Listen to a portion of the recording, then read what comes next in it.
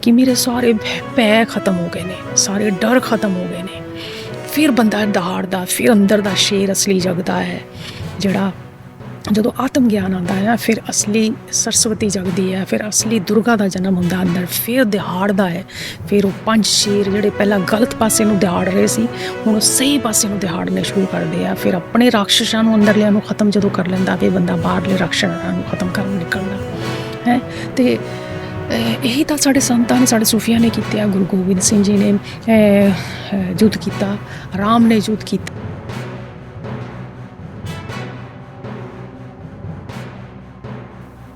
ਜਦੋਂ ਨਰਾਤੇ ਹੁੰਦੇ ਨੇ ਲੋਕ ਮਾਤਾ ਦੇ ਨਾਂ 'ਤੇ ਬਹੁਤ ਕੁਝ ਕਰਦੇ ਨਜ਼ਰ ਆਉਂਦੇ ਨੇ। ਸਭ ਇਸੇ ਭੱਜ ਦੌੜ ਵਿੱਚ ਹੁੰਦੇ ਨੇ ਕਿ ਅਸੀਂ ਵਰਤ ਰੱਖਣੇ ਨੇ, ਪੂਜਾ ਪਾਠ ਕਰਨੀ ਹੈ, ਸਪੈਸ਼ਲ ਖਾਣਾ ਖਾਣਾ ਹੈ, ਆਟਾ ਖਾਣਾ ਨਹੀਂ ਖਾਣਾ, ਅਤੇ ਇੱਕ ਅਲੱਗ ਹੀ ਪਕਵਾਨ ਪੱਕਦੇ ਨੇ ਉਹਨਾਂ ਦਿਨਾਂ ਦੇ ਵਿੱਚ, ਅਤੇ ਆਹ ਕਰਨਾ ਉਹ ਨਹੀਂ ਕਰਨਾ। ਫਿਰ ਜਗਰਾਤਾ ਉਹਨਾਂ ਦਿਨਾਂ ਵਿੱਚ ਮੰਦਰਾਂ ਦੇ ਵਿੱਚ ਬੜੀ ਜ਼ਿਆਦਾ ਭੀੜ ਹੁੰਦੀ ਹੈ ਨੋਰਮਲ ਦਿਨਾਂ ਨਾਲੋਂ, ਅਤੇ ਕਿਤੇ ਸਾਡੀ ਮਾਤਾ ਨਾਰਾਜ਼ ਨਾ ਹੋ ਜਾਵੇ। ਜਗਰਾਤਾ ਇਹ ਉਹ ਬਹੁਤ ਕੁਝ ਕਰਦੇ ਨਜ਼ਰ ਆਉਂਦੇ ਨੇ ਲੋਕੀ। ਅਤੇ ਅੱਜ ਅਸੀਂ ਸਾਰੇ ਰਾਜ ਖੋਲ੍ਹਣ ਦੀ ਕੋਸ਼ਿਸ਼ ਕਰਾਂਗੇ ਕਿ ਆਖਰ ਮਾਤਾ ਕੌਣ ਹੈ, ਦੇਵੀ ਕੌਣ ਆ ਔਰ ਕਿੱਥੇ ਰਹਿੰਦੀ ਆ। ਕਿ ਅਸਲ ਵਿੱਚ ਅਸੀਂ ਉਹਨੂੰ ਜਾਣਦੇ ਵੀ ਹਾਂ ਕਿ ਜਾਂ ਬਸ ਉਮਰ ਭਰ ਅਸੀਂ ਇਹ ਭਰਮ ਹੀ ਢਾਉਂਦੇ ਰਹੇ। ਅੱਜ ਸਾਰੇ ਪਰਦੇ ਇੱਕ ਇੱਕ ਕਰਕੇ ਹਟਾਉਣ ਦੀ ਕੋਸ਼ਿਸ਼ ਕਰਾਂਗੇ। ਅਤੇ ਤੁਹਾਡਾ ਸਭ ਦਾ ਸਵਾਗਤਮ ਹੈ ਪੋਡਕਾਸਟ ਵਿੱਚ। ਵੈਲਕਮ, ਨਮਸਕਾਰ। ਇਹ ਇੱਕ ਅਧਿਆਤਮਿਕ ਚਰਚਾ ਹੈ, ਸਭ ਲਈ ਨਹੀਂ ਹੁੰਦੀ ਅਧਿਆਤਮਿਕ ਚਰਚਾ। ਸੁਣ ਤੋਂ ਪਹਿਲਾਂ ਸੋਚ ਸਮਝ ਕੇ ਸੁਣਿਓ, ਫਿਰ ਨਾ ਕਹੀਓ ਕਿ ਸਾਨੂੰ ਹਿਲਾ ਕੇ ਰੱਖ ਦਿੱਤਾ। ਚਲੋ ਅੱਜ ਅਸੀਂ ਆਪਣੇ ਅਲੱਗ-ਅਲੱਗ ਸੰਤਾਂ, ਸੂਫੀਆਂ, ਰਿਸ਼ੀਆਂ ਦੇ ਜ਼ਰੀਏ ਇਸ ਗਹਿਰਾਈ ਵਿੱਚ ਜਾਣ ਦੀ ਕੋਸ਼ਿਸ਼ ਕਰਾਂਗੇ ਕਿ ਮਾਂ ਦੀ ਸੱਚਾਈ ਕੀ ਹੈ। ਉਸ ਦੇ ਨਾਲ ਰੂਬਰੂ ਹੋਣ ਦੀ ਕੋਸ਼ਿਸ਼ ਕਰਾਂਗੇ ਕਿ ਵਾਕਿਆ ਹੀ ਜੋ ਅਸੀਂ ਅੱਜ ਤੱਕ ਕੀਤਾ ਉਹ ਸੱਚ ਸੀ ਜਾਂ ਅਸੀਂ ਆਪਣਾ ਸਮਾਂ ਹੀ ਗਵਾਇਆ। ਜਾਣਨਾ ਕਿਉਂ ਜ਼ਰੂਰੀ ਹੈ? ਜਦੋਂ ਅਸੀਂ ਕਿਸੇ ਚੀਜ਼ ਨੂੰ ਜਾਣੇ ਬਿਨਾਂ ਹੀ ਮੰਨ ਲੈਂਦੇ ਹਾਂ, ਮੰਨ ਕੇ ਚੱਲਦੇ ਹਾਂ, ਅਤੇ ਫਿਰ ਬੰਦਾ ਇੱਧਰ ਉੱਧਰ ਬਹੁਤ ਭਟਕਦਾ ਹੈ। ਜਿਸ ਤਰ੍ਹਾਂ ਕਿਸੇ ਜਗ੍ਹਾ 'ਤੇ ਅਸੀਂ ਪਹੁੰਚਣਾ ਹੋਵੇ, ਉਸ ਦਾ ਸਾਨੂੰ ਨਾ ਐਡਰੈਸ ਪਤਾ ਹੋਵੇ, ਨਾ ਉਹਦਾ ਨਕਸ਼ਾ ਹੋਵੇ, ਨਾ ਕੋਈ ਸਹੀ ਐਡਰੈਸ ਹੋਵੇ, ਨਾ ਕੋਈ ਸਹੀ ਨਕਸ਼ਾ ਹੋਵੇ, ਅਤੇ ਫਿਰ ਬੰਦਾ ਜ਼ਿਆਦਾ ਸਮਾਂ ਤਾਂ ਭਟਕਣ ਵਿੱਚ ਹੀ ਲਾ ਦੇਗਾ ਨਾ, ਆਪਣੀ ਸਾਰੀ ਊਰਜਾ ਗਵਾ ਦੇਗਾ ਉਹ ਰਸਤਾ ਲੱਭਣੇ ਲਈ, ਫਿਰ ਉਹ ਐਡਰੈਸ ਲੱਭਣੇ ਲਈ, ਉੱਥੇ ਤੱਕ ਪਹੁੰਚਣੇ ਲਈ ਨੂੰ ਹੋਰ ਜ਼ਿਆਦਾ ਸਮਾਂ ਲੱਗੇਗਾ ਹੈ। ਇਸੇ ਤਰ੍ਹਾਂ ਫਿਰ ਸਾਡਾ ਸਾਰਾ ਜੀਵਨ ਬਤੀਤ ਹੋ ਜਾਏਗਾ ਜੇ ਸਾਨੂੰ ਸਹੀ ਗਿਆਨ ਨਹੀਂ ਹੋਊਗਾ, ਸਹੀ ਸਮਝ ਨਹੀਂ ਹੋਊਗਾ ਹੈ। ਅਤੇ ਇਸੇ ਤਰ੍ਹਾਂ ਇਹ ਜੀਵਨ ਵੀ ਆ, ਜੀਵਨ ਵੀ ਇੱਕ ਊਰਜਾ ਹੈ। ਨਹੀਂ ਤਾਂ ਇਹ ਸਾਰੀ ਸਾਡੀ ਊਰਜਾ ਵਿਅਰਥ ਚਲੀ ਜਾਏਗੀ ਜੇ ਅਸੀਂ ਸਾਡੇ ਕੋਲ ਸਹੀ ਐਡਰੈਸ ਨਹੀਂ ਹੋਗਾ, ਸਹੀ ਜਾਣਕਾਰੀ ਨਹੀਂ ਹੋਊਗੀ ਕਿ ਕਿਸ ਤਰ੍ਹਾਂ ਇਸ ਨੂੰ ਬਤੀਤ ਕਰਨਾ ਸੀ। ਅਤੇ ਇਹ ਜਿਹੜੇ 9 ਦਿਨ ਸਾਡੇ ਤਿਉਹਾਰ ਚੱਲਦਾ ਹੈ ਨਵਰਾਤਰਿਆਂ ਦਾ, ਇਸੇ ਦੌੜ ਵਿੱਚ ਸਾਡਾ ਇਹ ਲੰਘ ਜਾਂਦਾ ਹੈ। ਅਤੇ 9 ਦਾ ਅਰਥ ਹੁੰਦਾ ਸਾਡੇ ਸੰਤਾਂ, ਸਾਡੇ ਸੂਫੀਆਂ, ਸਾਡੇ ਗ੍ਰੰਥਾਂ ਦੇ ਅਨੁਸਾਰ ਅਨੰਤ, ਦੇਵੀ ਦੇ ਅਨੰਤ ਰੂਪ ਨੇ, ਜਿਸ ਨੂੰ ਦੁਰਗਾ ਦਾ ਨਾਮ ਦੇ ਦਿੱਤਾ ਹੈ। ਦੁਰਗਾ ਵਿੱਚ ਅਸੀਂ 9 ਨਰਾਤੇ ਰੱਖਦੇ ਹਾਂ, ਪਰ 9 ਦਾ ਮਤਲਬ ਹੁੰਦਾ ਕਿ ਅਨੰਤ ਹੈ, ਕਿ ਉਹਦੇ ਅਨੰਤ ਰੂਪ ਹੈ, ਚਾਰੋਂ ਪਾਸੇ ਉਸਦਾ ਹੀ ਪਸਾਰਾ ਹੈ। ਅਸੀਂ ਜੇ ਸਾਰੇ ਪਾਸੇ ਦੇਖੀਏ ਉਸੇ ਦੇ ਰੂਪ ਨੇ। ਜਿਸ ਤਰ੍ਹਾਂ ਇੱਕ ਬੀਜ ਤੋਂ ਇੱਕ ਬੜਾ ਬ੍ਰਿਕਸ਼ ਹੋ ਜਾਂਦਾ ਹੈ, ਫਿਰ ਬ੍ਰਿਕਸ਼ ਤੋਂ ਅਨੰਤ ਬੀਜ ਲੱਗਦੇ ਨੇ, ਅਤੇ ਉਸਨਾਂ ਬੀਜਾਂ ਤੋਂ ਫਿਰ ਅਨੰਤ ਫਿਰ ਬ੍ਰਿਕਸ਼ ਲੱਗਦੇ ਨੇ, ਪੌਦੇ ਬਣਦੇ ਨੇ, ਬ੍ਰਿਕਸ਼ ਬਣਦੇ ਨੇ, ਫਲ ਲੱਗਦੇ ਨੇ, ਫਿਰ ਇਸ ਤਰ੍ਹਾਂ ਉਹ ਵੱਧਦਾ ਜਾਂਦਾ। ਇਸੇ ਤਰ੍ਹਾਂ ਇਹ 9 ਵੀ ਇਸ ਦਾ ਪ੍ਰਤੀਕ ਹੈ। ਇਸੇ ਤਰ੍ਹਾਂ ਇਹ ਮਾਤਾ ਦੇ, ਇਹ ਪ੍ਰਕਿਰਤੀ ਦੇ ਹੈ ਅਨੰਤ ਰੂਪ ਸਾਨੂੰ ਨਜ਼ਰ ਆਉਂਦੇ ਨੇ, ਜਿਹੜੇ ਚਾਰੇ ਪਾਸੇ ਆਉਂਦੇ ਨੇ, ਜਿਸ ਵਿੱਚੋਂ ਅਸੀਂ ਵੀ ਇੱਕ ਰੂਪ ਹੈ, ਅਲੱਗ-ਅਲੱਗ ਇਨਸਾਨਾਂ ਦੇ ਰੂਪ ਵਿੱਚ, ਜਾਨਵਰਾਂ ਦੇ ਰੂਪ ਵਿੱਚ, ਪਾਣੀ ਵਾਲੇ ਜਾਨਵਰ ਨੇ, ਪੇੜ ਪੌਦੇ ਨੇ, ਹਰ ਚੀਜ਼ ਦਾ ਇੱਕ ਆਪਣਾ ਰੂਪ ਹੈ, ਆਪਣੀ ਮਹੱਤਤਾ, ਆਪਣੀ ਪਹਿਚਾਣ ਆ। ਅਤੇ ਇਸ ਤਰ੍ਹਾਂ ਮਾਂ ਨੂੰ ਅਨੰਤ ਕਿਹਾ ਹੈ, ਦੁਰਗਾ ਦੇ ਰੂਪ ਵਿੱਚ ਉਸ ਦੀ ਪੂਜਾ ਹੁੰਦੀ ਹੈ, ਅਨੰਤ ਰੂਪਾਂ ਦਾ ਪ੍ਰਤੀਕ ਹੈ। ਅਤੇ ਇਸੇ ਮਿੱਟੀ ਤੋਂ ਸਭ ਕੁਝ ਉਤਪੰਨ ਹੁੰਦਾ ਹੈ, ਅਤੇ ਹਰ ਰੂਪ ਇਸ ਤੋਂ ਹੀ ਉਤਪੰਨ ਹੁੰਦਾ ਔਰ ਇਸੇ ਵਿੱਚ ਸਮਾ ਜਾਂਦਾ ਹੈ। ਇਸੇ ਵਿੱਚ ਫਿਰ ਸਮਾ ਜਾਂਦਾ, ਫਿਰ ਮਿੱਟੀ ਹੋ ਜਾਂਦਾ, ਮਿੱਟੀ ਤੋਂ ਹੀ ਉੱਠਦਾ ਹੈ, ਮਿੱਟੀ ਫਿਰ ਹੋ ਜਾਂਦਾ ਹੈ। ਜਿਸ ਤਰ੍ਹਾਂ ਮਾਂ ਵੀ ਇੱਕ ਆਪਣੇ ਬੱਚਿਆਂ ਨੂੰ ਅਲੱਗ-ਅਲੱਗ ਰੂਪਾਂ ਵਿੱਚ ਜਨਮ ਦਿੰਦੀ ਹੈ, ਅਤੇ ਇਸੇ ਤਰ੍ਹਾਂ ਇਹ ਦੁਰਗਾ, ਇਹ ਮਾਂ, ਇਹ ਪ੍ਰਕਿਰਤੀ ਅਲੱਗ-ਅਲੱਗ ਰੂਪਾਂ ਵਿੱਚ ਜਨਮ ਦਿੰਦੀ ਹੈ। इसी तरह साढ़े बाबा बुल्ले शाह अपनी कविता के जरिए सानू इस मिट्टी की कदर समझा रहे ने, इस मिट्टी का रूप समझा रहे ने, इस प्रकृति का, इस माता का रूप समझा रहे ने कि मौला आदमी बनाया है, माटी बिचों हीरा लद्दा, आपे आहो आपे चीता, आपे मारन धाया, आपे साहब आपे वरदा, आपे मौला बकाया, मौला आदमी बनाया। बाबा बुल्ले शाह कह रहे हैं कि मौला आदमी बनाया है, कि वो मौला आपे इस मिट्टी के रूप विच इंसान बन के आ गया है, आदमी बन के आ गया है। इसे मिट्टी विच साह आ गए ने, इसे मिट्टी विच जो जान आ जाती है कि वो आदमी बन के वही मौला आ गया इस रूप विच। एक रूप समझा रहे ने सानू कि बन के आ गए ने, मिट्टी विचों हीरा लद्दा, कि इसे मिट्टी विचों असी हीरा लभ लिया है। आत्मा रूपी हीरा, चेतना रूपी हीरा, ब्रह्म रूपी हीरा कि असी लभ लिया, शिव रूपी हीरा कि असी लभ लिया, कि वही मौला इस आदमी के रूप विच बन के आ गया। यही मिट्टी उठ के खड़ी हो गई है जो मौला के रूप विच, आदमी के रूप विच मौला बन के आ गई है। कि इसे शरीर दे विचों, इसे मिट्टी दे विचों असी हीरा लभ लिया, हीरा लभ लिया, कि आप ही ओह शिकारी है, आप ही शिकार है, आपे मारन धाए, कि आप ही वो मारदा है और आप ही फिर जिंदा कर देंदा है। आप ही विक जाता है, आप ही खरीद लेंदा है, आपे मौला बकाया, मौला आदमी बनाया। आपे आहू आपे चीता, कि आपे वो शिकारी भी है और आप ही शिकार भी करता है, आप ही बेचता है, आप ही खरीद भी कर लेंदा है। ये मिट्टी ही सब कुछ करी जाती है और फिर एक दिन ये मिट्टी मिट्टी च वे समा जाती है।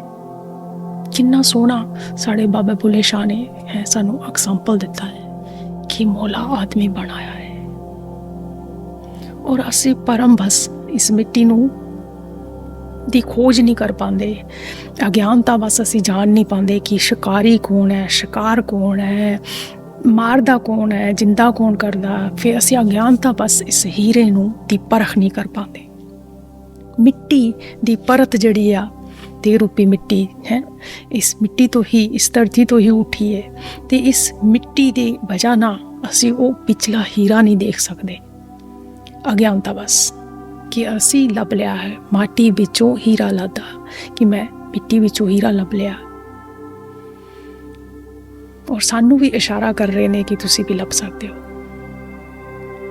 इसीलिए उन्हां दा मकसद सी ये सुनाण दा, लिखण दा, सुनाण दा, दूसरिਆਂ तक पहुँचाने दा, कि यह मिट्टी ही खुद ही शिकार भी कर लेंदी तुहाडा और शिकारी भी यही है।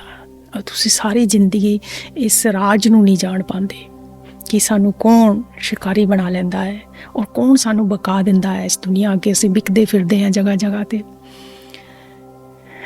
चंद पैसे वाले असी बिक जाते हैं। थोड़ी जी चमक देख के असी पिघल जाते हैं और अपने आप नू बेच देंगे हैं। वही मौला ही तुहानू मोह करके बेच लैंदा, बिकने ते मजबूर कर दिंदा है। अपनी माया दिखा के, अपनी माया का खेड़ दिखा के तुहानू मजबूर कर दिंदा बिकने ते, और फिर खुद ही लेंदा तुहानू। खरीदण वाला भी वही है, बेचण वाला भी वही है, और तुहानू अपने ही जाल विच फसा के, इस मोह माया के जाल विच फसा के, इस मिट्टी के जाल विच फसा के फिर लुट भी लेंदा है, कैदी बना दिंदा है। कितना सोहना सानू उन्होंने समझाया है। ये सब नहीं समझ सकते इन्हां गल्लां नूं। फिर गल ही कुछ हो जाए, होर हो जाए, जे दुनिया समझण लग जाए उन्हां दीयां गल्लां नूं। इन्नी गहराई च उन्हां दी कवितावां विच, उन्हां दी बाणी विच जा सकण तैद कढ के, ते दुनिया बदलदी टाइम नहीं लगेगा। ਉਹੀ मालक है, ਉਹੀ गुलाम है।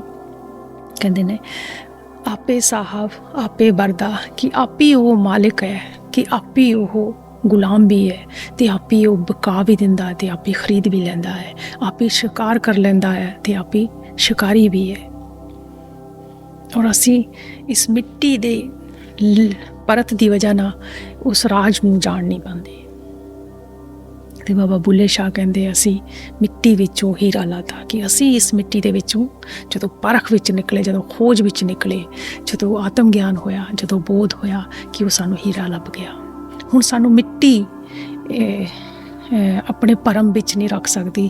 ਮਿੱਟੀ ਦੇ ਅਸੀਂ ਪੜ ਦੇ ਥੱਲੇ ਫਸ ਨਹੀਂ ਸਕਦੇ, ਜਿੱਦਾਂ ਕਹਿੰਦੇ ਨੇ ਹਨੇਰੇ ਵਿੱਚ ਅਸੀਂ ਹੁਣ ਗਵਾਚ ਨਹੀਂ ਸਕਦੇ ਉਸ ਵਿੱਚ। ਅਸੀਂ ਉਸ ਪਰਦੇ ਨੂੰ ਹੁਣ ਹਟਾ ਦਿੱਤਾ ਹੈ, ਸਾਫ਼ ਹੋ ਗਿਆ ਹੈ ਕਿ ਸਾਨੂੰ ਕੌਣ ਗੁਲਾਮ ਬਣਾਉਂਦਾ ਸੀ, ਕੌਣ ਸਾਨੂੰ ਬਕਾ ਦਿੰਦਾ ਸੀ, ਕੌਣ ਸਾਨੂੰ ਖਰੀਦ ਲੈਂਦਾ ਸੀ, ਕਿ ਉਹ ਹੁਣ ਰਾਜ ਸਾਨੂੰ ਪਤਾ ਲੱਗ ਗਿਆ ਕਿ ਹੁਣ ਅਸੀਂ ਵਿਕਦੇ ਨਹੀਂ ਹੈਗੇ। ਅੱਗੇ ਚੱਲ ਕੇ ਬਾਬਾ ਬੁੱਲੇ ਸ਼ਾਹ ਕਹਿੰਦੇ ਨੇ, ਬਾਜੀਗਰ ਕਿਆ ਬਾਜੀ ਖੇਲੀ, ਪੁਤਲੀ ਵਾਂਗ ਨਚਾਇਆ ਹੈ। ਬਾਬਾ ਬੁੱਲੇ ਸ਼ਾਹ ਕਹਿ ਰਹੇ ਨੇ ਕਿ ਬਾਜੀਗਰ ਨੇ, ਇਸ ਮਿੱਟੀ ਨੇ ਕੈਸੀ ਸਾਡੇ ਨਾਲ ਖੇਡ ਖੇਡੀ ਹੈ, ਇਸ ਮਾਇਆ ਨੇ, ਇਸ ਪ੍ਰਕਿਰਤੀ ਨੇ, ਇਸ ਮਾਂ ਨੇ ਸਾਡੇ ਨਾਲ ਕਿਸੇ ਖੇਲ ਖੇਡੀ ਹੈ ਕਿ ਸਾਨੂੰ ਪੁਤਲੀ ਵਾਂਗ ਨਚਾਇਆ ਹੋਇਆ ਹੈ। ਇਸ ਮੋਹ ਮਾਇਆ ਨੇ ਹੀ ਤਾਂ ਸਾਨੂੰ ਨਚਾਇਆ ਹੋਇਆ ਹੈ, ਇਹੀ ਤਾਂ ਸਾਨੂੰ ਵੇਚ ਦਿੰਦੀ ਹੈ, ਇਹੀ ਸਾਨੂੰ ਖਰੀਦ ਵੀ ਲੈਂਦੀ ਹੈ, ਵੇਚ ਵੀ ਲੈਂਦੀ ਹੈ, ਸ਼ਿਕਾਰ ਵੀ ਕਰ ਲੈਂਦੀ ਹੈ, ਖੁਦ ਹੀ ਸ਼ਿਕਾਰ ਕਰਦੀ ਹੈ, ਖੁਦ ਹੀ ਸ਼ਿਕਾਰੀ ਹੈ, ਖੁਦ ਹੀ ਮਾਰਦੀ ਹੈ, ਖੁਦ ਹੀ ਜਨਮ ਦੇ ਦਿੰਦੀ ਹੈ, ਕਿ ਸਾਨੂੰ ਇਸਨੇ ਪੁਤਲੀ ਦੀ ਤਰ੍ਹਾਂ ਨਚਾਇਆ ਹੋਇਆ ਹੈ। ਫਿਰ ਕਹਿੰਦੇ ਸਾਨੂੰ ਹੀਰੇ ਮਿੱਟੀ ਵਿੱਚੋਂ ਹੀਰਾ ਲੱਭਦਾ, ਕਿ ਸਾਨੂੰ ਪਰਖ ਕਰਕੇ ਜਦੋਂ ਗਿਆਨ ਨਾਲ ਸਮਝ ਨਾਲ ਅਸੀਂ ਉਸ ਹੀਰੇ ਨੂੰ ਲੱਭ ਲਿਆ, ਕਿ ਹੁਣ ਸਾਨੂੰ ਇਹ ਮਿੱਟੀ ਇਹ ਸਾਨੂੰ ਪੁਤਲੇ ਦੀ ਤਰ੍ਹਾਂ ਨਹੀਂ ਨਚਾਉਂਦੀ, ਪੁਤਲੀ ਦੀ ਤਰ੍ਹਾਂ ਨਹੀਂ ਨਚਾਉਂਦੀ। ਅਸੀਂ ਹੁਣ ਖੁਦ ਆਪਣੇ ਮਾਲਿਕ ਹੋ ਗਏ ਹਾਂ, ਅਸੀਂ ਹੁਣ ਵਿਕ ਨਹੀਂ ਸਕਦੇ। ਜਿੱਦਾਂ ਮਾਇਆ ਅੱਗੇ ਦੁਨੀਆ ਵਿਕ ਜਾਂਦੀ ਹੈ, ਕਿ ਅਸੀਂ ਹੁਣ ਨਹੀਂ ਵਿਕ ਸਕਦੇ। ਹੁਣ ਸਾਨੂੰ ਕੋਈ ਖਰੀਦ ਨਹੀਂ ਸਕਦਾ, ਹੁਣ ਸਾਨੂੰ ਕੋਈ ਵੇਚ ਨਹੀਂ ਸਕਦਾ, ਸਾਡਾ ਹੁਣ ਕੋਈ ਸ਼ਿਕਾਰ ਨਹੀਂ ਕਰ ਸਕਦਾ। ਥੋੜ੍ਹੇ ਜਿਹੇ ਚੰਦ ਪੈਸੇ ਦਿਖਾ ਕੇ ਲੋਕੀ ਤੁਹਾਨੂੰ ਵੇਚ ਲੈਂਦੇ ਆ, ਥੋੜ੍ਹੀ ਜਿਹੀ ਚੀਜ਼ ਦਿਖਾ ਕੇ ਚਮਕਦੀ ਤੁਹਾਨੂੰ ਲੋਕੀ ਖਰੀਦ ਲੈਂਦੇ ਨੇ, ਕਿ ਸਾਨੂੰ ਹੁਣ ਨਹੀਂ ਕੋਈ ਖਰੀਦ ਸਕਦਾ। ਸਾਨੂੰ ਇਹ ਚੋਰ ਬਜ਼ਾਰੀ ਨਹੀਂ ਹੁਣ ਪਾਉਂਦੀ, ਸਾਨੂੰ ਕੋਈ ਨਹੀਂ ਹੁਣ ਠੱਗ ਸਕਦਾ। ਅਸੀਂ ਠੱਗਾਂ ਦੇ ਠੱਗ ਨੂੰ ਵੀ ਠੱਗ ਲਿਆ ਹੈ ਪਰਮਾਤਮਾ, ਕਿ ਇਸ ਮਾਇਆ ਨੂੰ ਅਸੀਂ ਜਿਹੜੀ ਸਾਨੂੰ ਠੱਗਦੀ ਸੀ, ਅਸੀਂ ਇਹਨੂੰ ਠੱਗ ਲਿਆ ਹੈ। ਕਿ ਹੁਣ ਅਸੀਂ ਸੱਚਾਈ ਜਦੋਂ ਜਾਣ ਲਈ ਹੈ, ਫਿਰ ਉਹ ਠੱਗ ਹੀ ਨਹੀਂ ਸਕਦੀ ਨਾ। ਜਦੋਂ ਅੱਖਾਂ 'ਚ ਅੱਖਾਂ ਪਾ ਕੇ ਕਿਸੇ ਚੀਜ਼ ਦੀ ਜਾਂਚ ਹੋ ਗਈ, ਪੜਤਾਲ ਹੋ ਗਈ ਆ, ਹੁਣ ਜਿੰਨਾ ਚਿਰ ਪਰਮ ਸੀ ਉਨਾ ਚਿਰ ਹੀ ਸਾਨੂੰ ਠੱਗਦੀ ਸੀ, ਕਿ ਹੁਣ ਨਹੀਂ ਸਾਨੂੰ ਠੱਗ ਸਕਦੀ। ਅਤੇ ਇਸ ਤਰ੍ਹਾਂ ਸਾਨੂੰ ਬਾਬਾ ਬੁੱਲੇ ਸ਼ਾਹ ਨੇ ਆਪਣੀ ਇਸ ਕਵਿਤਾ ਦੇ ਜ਼ਰੀਏ ਸਾਨੂੰ ਆਪਣੀ ਮਾਂ ਦਾ ਤੇ ਰੂਪ ਸਮਝਾਏ ਨੇ, ਕਿ ਉਹੀ ਸਭ ਕੁਝ ਕਰਤਾ ਧਰਤਾ ਹੈ। ਅਤੇ ਪਰ ਅਸੀਂ ਜਦੋਂ ਇਸ ਮਿੱਟੀ ਦੇ ਵਿੱਚੋਂ ਸੱਚ ਨੂੰ ਜਾਣ ਲੈਂਦੇ ਹਾਂ, ਅਤੇ ਫਿਰ ਅਸੀਂ ਆਪਣੇ ਮਾਲਕ ਖੁਦ ਹੋ ਜਾਂਦੇ ਹਾਂ। ਫਿਰ ਅਸੀਂ ਪੁਤਲੀ ਵਾਂਗ ਨਹੀਂ ਨੱਚਦੇ ਜਿਸ ਤਰ੍ਹਾਂ ਦੁਨੀਆ ਨੱਚਦੀ ਹੈ। ਇੱਕ ਅਧਿਆਤਮਿਕ ਬੰਦਾ ਜਿਹੜਾ ਜਾਗ ਜਾਂਦਾ, ਉਹ ਫਿਰ ਇਸ ਪੁਤਲੀਪਨ ਤੋਂ ਬਾਹਰ ਆ ਜਾਂਦਾ ਹੈ। ਫਿਰ ਉਹ ਇਸ ਸੰਸਾਰ ਨਾਲ ਨਹੀਂ ਚੱਲ ਸਕਦਾ। ਇਹੀ ਵੱਡੀ ਸਭ ਤੋਂ ਵੱਡੀ ਗੱਲ ਹੈ, ਕਿ ਉਹਦੀ ਗੱਲ ਕਿਸੇ ਦੇ ਨਾਲ ਨਹੀਂ ਮਿਲਦੀ। ਲੋਕੀ ਹਜ਼ਾਰਾਂ ਕਮੈਂਟ ਕਰਦੇ ਨੇ, ਹਜ਼ਾਰਾਂ ਗੱਲਾਂ ਰੱਖਦੇ ਨੇ, ਪਰ ਦੇਖ ਕੇ ਹੈਰਾਨੀ ਆਉਂਦੀ, ਹੁਣ ਕੋਈ ਕੀ ਸਮਝਾ ਦੇ। ਕਹਿੰਦੇ ਨੇ ਸਾਧੂ ਇਹ ਮੁਰਦੋਂ ਕਾ ਗਾँव, ਕਿ ਇਸ ਮੁਰਦੋਂ ਕੇ ਗਾँव ਦੇ ਵਿੱਚ ਹੁਣ ਕੋਈ ਜਿੰਦਾ ਨਹੀਂ। ਜਿਸ ਤਰ੍ਹਾਂ ਬਾਬਾ ਬੁੱਲੇ ਸ਼ਾਹ ਕਹਿੰਦੇ ਨੇ ਕਿ ਮਾਟੀ ਵਿੱਚੋਂ ਹੀਰਾ ਲੱਭਦਾ, ਜਿਸ ਨੂੰ ਹੀਰਾ ਲੱਭ ਗਿਆ ਉਹ ਜਿੰਦਾ ਹੋ ਗਿਆ, ਜਿਹੜੇ ਬਾਕੀ ਨੇ ਅਜੇ ਸਾਰੇ ਮੁਰਦੇ ਨੇ, ਉਹ ਝੂਠ ਨਾਲ ਹੀ ਹਜੇ ਲਤਪਤ ਨੇ। ਅਤੇ ਅਸੀਂ ਹੁਣ ਉਹਨਾਂ ਨੂੰ ਚਾਹ ਕੇ ਵੀ ਸੱਚ ਨਹੀਂ ਦੱਸ ਸਕਦੇ, ਔਰ ਸਮਝਾਉਣ ਦੀ ਕੋਸ਼ਿਸ਼ ਕਰਦੇ ਹਾਂ, ਪਰ ਉਹ ਆਪਣੀ ਹੀ ਕਹਾਣੀ ਰਾਗ ਗਾਈ ਜਾਂਦੇ ਨੇ ਹੈ। ਇਸੇ ਤਰ੍ਹਾਂ ਲੋਕੀ ਵੀ ਆਪਣੇ ਹੀ ਕਮੈਂਟ ਕਰਦੇ ਰਹਿੰਦੇ ਨੇ, ਤੁਸੀਂ ਸਾਡੇ ਬਾਬੇ ਦੀ ਫੋਟੋ ਉੱਚੀ ਕਰਕੇ ਨਹੀਂ ਲਾਈ, ਨੀਵੀਂ ਕਰਕੇ ਲਾਈ ਆ, ਤੁਸੀਂ ਫਰਕ ਕਰਦੇ ਹੋ, ਤੁਸੀਂ ਉਹਨੂੰ ਗੁਰੂ ਕਹਿ ਕੇ ਨਹੀਂ ਬੁਲਾਉਂਦੇ, ਤੁਸੀਂ ਉਹਨੂੰ ਆਹ ਕਹਿ ਕੇ ਨਹੀਂ ਬੁਲਾਉਂਦੇ। ਉਹ ਕੀ ਕਰੇ, ਉਹਨਾਂ ਨੂੰ ਕੋਈ ਕੀ ਸਮਝਾਵੇ ਕਿ ਜਿਹੜਾ ਅਧਿਆਤਮਿਕ ਬੰਦਾ ਹੁੰਦਾ ਉਹਦੇ ਦਿਲ 'ਚ ਇਸ ਤਰ੍ਹਾਂ ਦੇ ਫਰਕ ਬਿਲਕੁਲ ਹੁੰਦੇ ਨਹੀਂ। ਉਹ ਅਸਲੀ ਵਿਆਖਿਆ ਵੀ ਤਾਂ ਹੀ ਕਰ ਸਕਦਾ ਕਿ ਉਹ ਮੈਂ ਮੇਰੀ ਤੋਂ ਆਜ਼ਾਦ ਹੋ ਗਿਆ, ਔਰ ਤੁਸੀਂ ਹੋ ਫਸੇ ਹੋਏ ਹੋ ਮੈਂ ਮੇਰੀ 'ਚ। ਤੁਸੀਂ ਸੋਚਦੇ ਕਿ ਮੈਂ ਆਪਣੇ ਗੁਰੂ ਨਾਲ ਬਹੁਤ ਪਿਆਰ ਕਰਦਾ ਹਾਂ, ਕਿ ਮੈਂ ਉਹਦੀ ਤਾਰੀਫ ਸੁਣਨਾ ਚਾਹੁੰਦਾ ਜ਼ਿਆਦਾ, ਜਦ ਕਿ ਤੁਹਾਡੇ ਤਾਰੀਫ ਕਰਨੇ ਨਾਲ ਨਾ ਉਹਨੇ ਬੜਾ ਹੋ ਜਾਣਾ, ਨਾ ਉਹਨੇ ਛੋਟਾ ਹੋ ਜਾਣਾ। ਜੇ ਤੁਸੀਂ ਉਸ ਨਾਲ ਚਿਪਕੇ ਵੀ ਹੋਏ ਆ, ਇਸ ਕਰਕੇ ਚਿਪਕੇ ਹੋਏ ਆ ਕਿ ਤੁਹਾਡੀ ਯਾਦ ਉਸ ਨਾਲ ਮਿਲਦੀ ਹੈ, ਵਰਨਾ ਕੋਈ ਹੋਰ ਮਤਲਬ ਨਹੀਂ ਉਹਨਾਂ ਨਾਲ ਜੁੜਨੇ ਦਾ। ਔਰ ਅਸਲੀ ਪਿਆਰ ਜਦੋਂ ਹੁੰਦਾ ਨਾ, ਫਿਰ ਉਹ ਨਹੀਂ ਮੈਂ ਮੇਰੀ ਦੇਖਦਾ। ਬਾਕੀਆਂ ਲਈ ਉਹ ਕਦੀ ਨਹੀਂ ਕਹਿਣਗੇ ਕਿ ਤੁਸੀਂ ਉਹਦਾ ਨਾਂ ਇਸ ਤਰ੍ਹਾਂ ਲਿਆ ਜਾਂ ਉਹਦਾ ਇਸ ਤਰ੍ਹਾਂ ਲਿਆ, ਕਿਉਂਕਿ ਮੈਂ ਕਿਸੇ ਚੀਜ਼ ਨੂੰ ਫੜ ਲਿਆ ਨਾ। ਜਿਸ ਤਰ੍ਹਾਂ ਬਾਬਾ ਬੁੱਲੇ ਸ਼ਾਹ ਕਹਿ ਰਹੇ ਨੇ ਕਿ ਹੁਣ ਸਾਨੂੰ ਇਹ ਮਾਇਆ ਨਹੀਂ ਫਸਾ ਸਕਦੀ, ਤਾਂ ਅਸੀਂ ਜਾਤ ਕਰਕੇ ਜੁੜੇ ਹੋਏ ਆ। ਪਿਆਰ ਕਿੱਥੇ? ਪਿਆਰ ਤਾਂ ਮੁਕਤ ਹੋਣਾ ਸਿਖਾਉਂਦਾ। ਪਿਆਰ ਫਿਰ ਸਭ ਨਾਲ ਹੁੰਦਾ, ਫਿਰ ਇੱਕ ਨਾਲ ਥੋੜ੍ਹੀ ਹੁੰਦਾ ਕਿ ਉਸ ਗੁਰੂ ਨਾਲ ਪਿਆਰ ਕਰਨਾ ਜਾਂ ਉਸ ਇਨਸਾਨ ਨਾਲ ਪਿਆਰ ਕਰਨਾ, ਉਸ ਧਰਮ ਨਾਲ ਪਿਆਰ ਕਰਨਾ ਜਾਂ ਉਸ ਨਾਲ ਪਿਆਰ ਕਰਨਾ ਤੇ ਉਹਨਾਂ ਵੱਲੋਂ ਅਸੀਂ ਦੇਖਣਾ ਵੀ ਨਹੀਂ। ਫਿਰ ਇਹੀ ਤਾਂ ਨਫ਼ਰਤ ਦਾ ਕਾਰਨ ਆ। ਇੱਕੋ ਹੀ ਮੁਕਤੀ ਕਰਾ ਸਕਦਾ ਹੈ ਆਤਮ ਗਿਆਨ। ਮਾਟੀ ਵਿੱਚੋਂ ਹੀਰਾ ਲੱਭਦਾ, ਹੀਰਾ ਨਹੀਂ ਜਿੰਨਾ ਚਿਰ ਲੱਭਦਾ ਉਹਨਾਂ ਚਿਰ ਇੱਦਾਂ ਦੀਆਂ ਗੱਲਾਂ ਹੀ ਕਰਨਗੇ ਲੋਕੀ।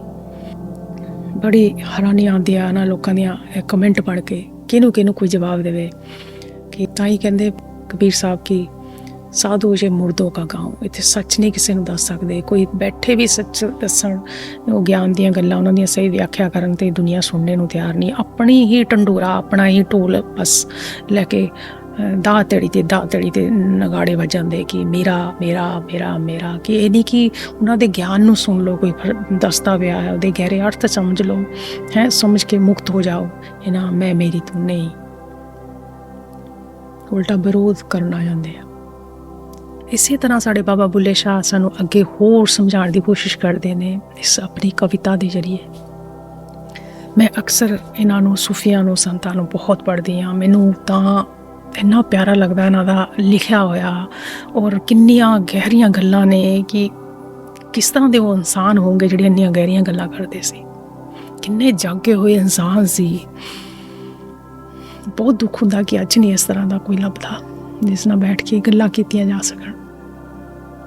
ਤੇ ਬਾਬਾ ਬੁੱਲੇ ਸ਼ਾਹ ਕਹਿੰਦੇ ਨੇ, ਮਾਟੀ ਕੁਦਮ ਕਰਿੰਦੀ ਯਾਰ, ਮਾਟੀ ਜੋੜਾ ਮਾਟੀ ਘੋੜਾ ਮਾਟੀ ਦਾ ਸਵਾਰ, ਮਾਟੀ ਨੂੰ ਦੌੜਾਏ ਮਾਟੀ ਦਾ ਖੜਕਾਰ, ਮਾਟੀ ਕੁਦਮ ਕਰਿੰਦੀ ਯਾਰ, ਮਾਟੀ ਨੂੰ ਮਾਰਨ ਲੱਗੀ ਮਾਟੀ ਦੇ ਹਥਿਆਰ, ਜਿਸ ਮਾਟੀ ਉੱਪਰ ਬਹੁਤੀ ਮਾਟੀ ਤਿਸ ਮਾਟੀ ਹੰਕਾਰ, ਮਾਟੀ ਕੁਦਮ ਕਰਿੰਦੀ ਯਾਰ, ਮਾਟੀ ਬਾਗ ਬਗੀਚਾ ਮਾਟੀ ਦੀ ਗੁਲਜ਼ਾਰ, ਮਾਟੀ ਨੂੰ ਵੇਖਣ ਆਈ, ਮਾਟੀ ਨੂੰ ਵੇਖਣ ਆਈ ਮਾਟੀ ਦੀ ਇਹ ਬਹਾਰ, ਮਾਟੀ ਕੁਦਮ ਕਰਿੰਦੀ ਯਾਰ, ਹੱਸ ਖੇਡ ਮੁੜ ਮਾਟੀ ਹੋਈ, ਹੱਸ ਖੇਡ ਮੁੜ ਮਾਟੀ ਹੋਈ, ਮਾਟੀ ਪਾਇਓ ਪਸਾਰਾ, ਬੁੱਲੇ ਇੱਕ ਬੁਝਾਰਤ ਬੁੱਝੀ, ਬੁੱਲੇ ਇੱਕ ਬੁਝਾਰਤ ਬੁੱਝੀ, ਲਾ ਸਿਰੋਂ ਪੋਈ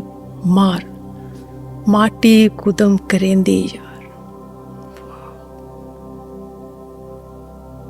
ਇੱਕ ਲਫ਼ਜ਼ ਮੋਤੀ ਦੀ ਤਰ੍ਹਾਂ ਪਰੋਇਆ ਹੋਇਆ ਹੈ, ਔਰ ਇਹ ਕੋਈ ਗਹਿਰੀ ਸਮਝ ਵਾਲਾ ਜਾਗਿਆ ਹੈ ਇਨਸਾਨ, ਬੋਧਵਾਨ ਗਿਆਨਵਾਨ ਹੀ ਕਰ ਸਕਦਾ ਹੈ। ਸਾਡੇ ਬਾਬਾ ਬੁੱਲੇ ਸ਼ਾਹ ਕੀ ਇਨਸਾਨ ਸੀ ਉਹ, ਜਿੰਨੀ ਤਾਰੀਫ ਕੀਤੀ ਜਾਵੇ ਉਨੀ ਘੱਟ। ਔਰ ਦੁੱਖ ਹੁੰਦਾ ਕੋਈ ਇਨਸਾਨ ਨਹੀਂ ਲੱਭਦਾ ਜਿਸ ਨਾਲ ਇਸ ਤਰ੍ਹਾਂ ਦੀਆਂ ਗੱਲਾਂ ਸ਼ੇਅਰ ਕੀਤੀਆਂ ਜਾ ਸਕਣ। ਕਿਉਂਕਿ ਉਸ ਸਮਝਦੇ ਨਹੀਂ, ਉਸ ਤਲ 'ਤੇ ਨਹੀਂ, ਤੇ ਕਿਸ ਤਰ੍ਹਾਂ ਗੱਲ ਕੀਤੀ ਜਾ ਸਕਦੀ ਆ। ਇੰਨੀਆਂ ਗਹਿਰੀਆਂ ਗੱਲਾਂ ਕਿਸੇ ਨਾਲ ਕਰਨੇ ਲਈ ਵੀ ਉਹ ਇੰਨੇ ਗਹਿਰੇ ਬੰਦੇ ਹੋਣੇ ਚਾਹੀਦੇ ਆ, ਇੰਨੀ ਗਹਿਰੀ ਸੋਚ ਵਾਲੇ ਇਨਸਾਨ ਹੋਣੇ ਚਾਹੀਦੇ ਆ। ਬੜੀ ਮੁਸ਼ਕਿਲ ਆ ਇਸ ਤਰ੍ਹਾਂ ਦੇ ਇਨਸਾਨ ਇਸ ਦੁਨੀਆ 'ਤੇ ਲੱਭਣਾ। ਬਾਬਾ ਬੁੱਲੇ ਸ਼ਾਹ ਕਹਿ ਰਹੇ ਨੇ, ਮਾਟੀ ਕੁਦਮ ਕਰਿੰਦੀ ਯਾਰ, ਕਿ ਇਹੀ ਮਿੱਟੀ ਨੱਚ ਰਹੀ ਹੈ, ਇਹੀ ਮਿੱਟੀ ਉਛਲ ਕੂਦ ਕਰ ਰਹੀ ਹੈ। ਪ੍ਰਕਿਰਤੀ ਮਾਤਾ ਹੈ, ਅਸੀਂ ਮਾਤਾ ਬਾਰੇ ਗੱਲ ਕਰ ਰਹੇ ਹਾਂ, ਨੌ ਨਰਾਤਿਆਂ ਬਾਰੇ ਗੱਲ ਕਰ ਰਹੇ ਹਾਂ, ਦੁਰਗਾ ਬਾਰੇ ਗੱਲ ਕਰ ਰਹੇ ਹਾਂ, ਕਿ ਇਹੀ ਮਿੱਟੀ ਨੱਚ ਰਹੀ ਹੈ। ਜਦੋਂ ਇਸ ਵਿੱਚ ਹੀ ਸਾਹ ਆ ਜਾਂਦੇ ਨੇ, ਹੈ ਜੀਵਨ ਆ ਜਾਂਦਾ ਹੈ, ਤੇ ਇਹੀ ਮਿੱਟੀ ਨੱਚਦੀ ਹੈ, ਇਹੀ ਮਿੱਟੀ ਉਛਲ ਕੂਦ ਕਰਦੀ ਹੈ। ਮਾਟੀ ਕੁਦਮ ਕਰਿੰਦੀ ਯਾਰ, ਕਿ ਇਸ ਮਿੱਟੀ ਦਾ ਹੀ ਸਭ ਪਸਾਰਾ ਹੈ। ਮਾਟੀ ਜੋੜਾ ਮਾਟੀ ਘੋੜਾ ਮਾਟੀ ਦਾ ਅਸਵਾਰ, ਮਾਟੀ ਨੂੰ ਦੌੜਾਏ ਮਾਟੀ ਦਾ ਖੜਕਾਰ, ਕਿ ਮਾਟੀ ਦਾ ਹੀ ਘੋੜਾ ਔਰ ਘੋੜੀ ਦੇ ਉੱਤੇ ਜੋ ਸਵਾਰ ਹੈ ਉਹ ਵੀ ਮਾਟੀ ਹੈ। ਸਭ ਕੁਛ, ਇਨਸਾਨ, ਜਾਨਵਰ, ਹਰ ਚੀਜ਼, ਹਰ ਰੂਪ ਇਸ ਮਿੱਟੀ ਤੋਂ ਉੱਠਿਆ ਹੈ। ਔਰ ਜੋ ਮਿੱਟੀ ਦੌੜ ਰਹੀ ਹੈ ਔਰ ਫਿਰ ਉਸ ਦਾ ਖੜਕਾ ਹੋ ਰਿਹਾ, ਮਾਟੀ ਦਾ ਖੜਕਾਰ, ਉਹ ਖੜਕ ਕਰਨ ਵਾਲਾ ਵੀ ਮਿੱਟੀ ਹੈ, ਖੜਕ ਕਰਨ ਵਾਲੀ ਵੀ ਮਿੱਟੀ ਹੈ। ਸਭ ਕੁਛ ਮਿੱਟੀ ਆ, ਇਹ ਤੋਂ ਲੈ ਕੇ ਜੱਟ ਤੱਕ ਮਿੱਟੀ ਹੀ ਮਿੱਟੀ ਹੈ। माटी कुदम करेंदी यार, कि इस माटी ਦਾ ਹੀ ਸਾਰਾ ਪਸਾਰਾ ਹੈ, ਬਸ ਮਾਟੀ ਦਾ ਹੀ ਸਭ ਸ਼ੋਰ ਸ਼ਰਾਬਾ ਹੈ। ਜਿਸ ਤਰ੍ਹਾਂ ਕਹਿੰਦੇ ਸੀ ਨਾ, ਆਦਮੀ ਮੋਲਾ ਆਦਮੀ ਬਣਾਇਆ ਹੈ, ਇੱਥੇ ਉਹੀ ਕਹਿ ਰਹੇ ਨੇ ਕਿ ਉਸੀ ਦਾ ਸਭ ਖੜਕਾਰ ਹੈ, ਉਸੀ ਦੀ ਆਵਾਜ਼ ਹੈ, ਉਸੀ ਦਾ ਹੀ ਘੋੜਾ ਹੈ, ਉਸੀ ਦੇ ਉੱਤੇ ਉਸੀ ਦਾ ਸਵਾਰ ਬੈਠਾ ਹੈ, ਸਵਾਰੀ ਬੈਠੀ ਹੈ, ਜਿਹੜਾ ਉੱਪਰ ਬੈਠਾ ਘੋੜਾ ਚਲਾਉਣ ਵਾਲਾ, ਔਰ ਦੌੜਾਉਣ ਵਾਲਾ ਵੀ ਉਹੀ ਹੈ, ਜਿਹੜੀ ਧੂੜ ਉੱਡ ਰਹੀ ਹੈ ਖੜਕਾ ਹੋ ਕੇ, ਉਹ ਵੀ ਉਹੀ ਹੈ। ਔਰ ਜਿਹੜੀ ਮਾਟੀ ਜੋੜਾ, ਮਾਟੀ ਘੋੜਾ, ਕਿ ਜਿਹੜਾ ਪਤਨੀ ਪਤਨੀ ਦਾ ਜੋੜਾ ਹੈ, ਪਤੀ ਪਤਨੀ ਦਾ ਜੋੜਾ, ਉਹ ਵੀ ਉਹੀ ਹੈ। ਮਿੱਟੀ ਮਿੱਟੀ ਦਾ ਜੋੜਾ ਬਣਿਆ ਹੋਇਆ ਹੈ,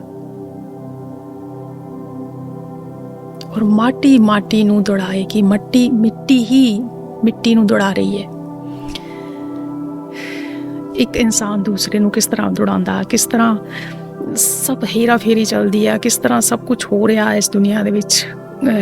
ਮਿੱਟੀ ਹੀ ਮਿੱਟੀ ਨੂੰ ਫਸਾ ਰਹੀ ਹੈ, ਮਿੱਟੀ ਹੀ ਮਿੱਟੀ ਦੇ ਹਥਿਆਰ ਬਣਾ ਕੇ ਮਿੱਟੀ ਨੂੰ ਮਾਰ ਰਹੀ ਹੈ, ਔਰ ਮਿੱਟੀ ਹੀ ਜੋ ਕੁਝ ਕਰ ਰਹੀ ਹੈ और मिट्टी ही आवाज कर रही है, और मिट्टी ही मिट्टी ਨੂੰ ਮਾਰਨ ਆਉਂਦੀ ਹੈ ਦੌੜੀ, ਔਰ ਮਿੱਟੀ ਦੇ ਹੀ ਹਥਿਆਰਾਂ ਨਾਲ ਸਾਰਾ ਪਸਾਰਾ ਇਸ ਪ੍ਰਕਿਰਤੀ ਦਾ, ਇਸ ਮਾਂ ਦਾ ਹੈ, ਮਿੱਟੀ ਦੇ ਰੂਪ ਵਿੱਚ, ਜੋ ਹਰ ਰੂਪ ਵਿੱਚ ਖੜੀ ਹੋ ਜਾਂਦੀ ਹੈ। ये मिट्टी ही मोला बनाया है, मिट्टी ही इंसान बनाया है, मिट्टी ही जानवर बन के आ गया है, पेड़ पौधे बन के आ गया। ये कह रहे ने बाबा बुल्ले शाह। फिर वो कहते ने, जिस माटी पर बहुती माटी तित माटी हंकार, जिस माटी पर बहुती माटी तिस माटी हंकार, कि जिस मट्टी दे कोल ज़्यादा मिट्टी हो जाती है, देखा नहीं ਇਹ ਸਾਰੀ ਮਿੱਟੀ ਹੀ ਹੈ। ਬਾਬਾ ਬੁੱਲੇ ਸ਼ਾਹ ਕਹਿੰਦੇ ਜਿਹੜੇ ਘਰ ਬੜੇ ਬੜੇ ਬਣ ਜਾਂਦੇ ਆ, ਜ਼ਿਆਦਾ ਪੈਸੇ ਹੋ ਜਾਂਦੇ, ਪੈਸੇ ਵੀ ਮਿੱਟੀ ਆ, ਉਹ ਘਰ ਜਿਹੜਾ ਇੱਟਾਂ ਦਾ ਖੜਾ ਕੀਤਾ ਉਹ ਵੀ ਮਿੱਟੀ ਆ, ਔਰ ਸਰੀਰ ਤੋਂ ਹਾਨ ਬਾਨ ਜਿਹੜੀ ਤੁਸੀਂ ਦਿਖਾਉਂਦੇ ਉਹ ਵੀ ਮਿੱਟੀ ਆ, ਕਿ ਜਿਸ ਦੇ ਕੋਲ ਇਹ ਜ਼ਿਆਦਾ ਹੋ ਜਾਂਦੀ ਆ, ਤਿਸ ਮਾਟੀ ਹੰਕਾਰ, ਕਿ ਉਸ ਮਾਟੀ ਦੇ ਕੋਲ ਬਹੁਤ ਹੰਕਾਰ ਹੁੰਦਾ।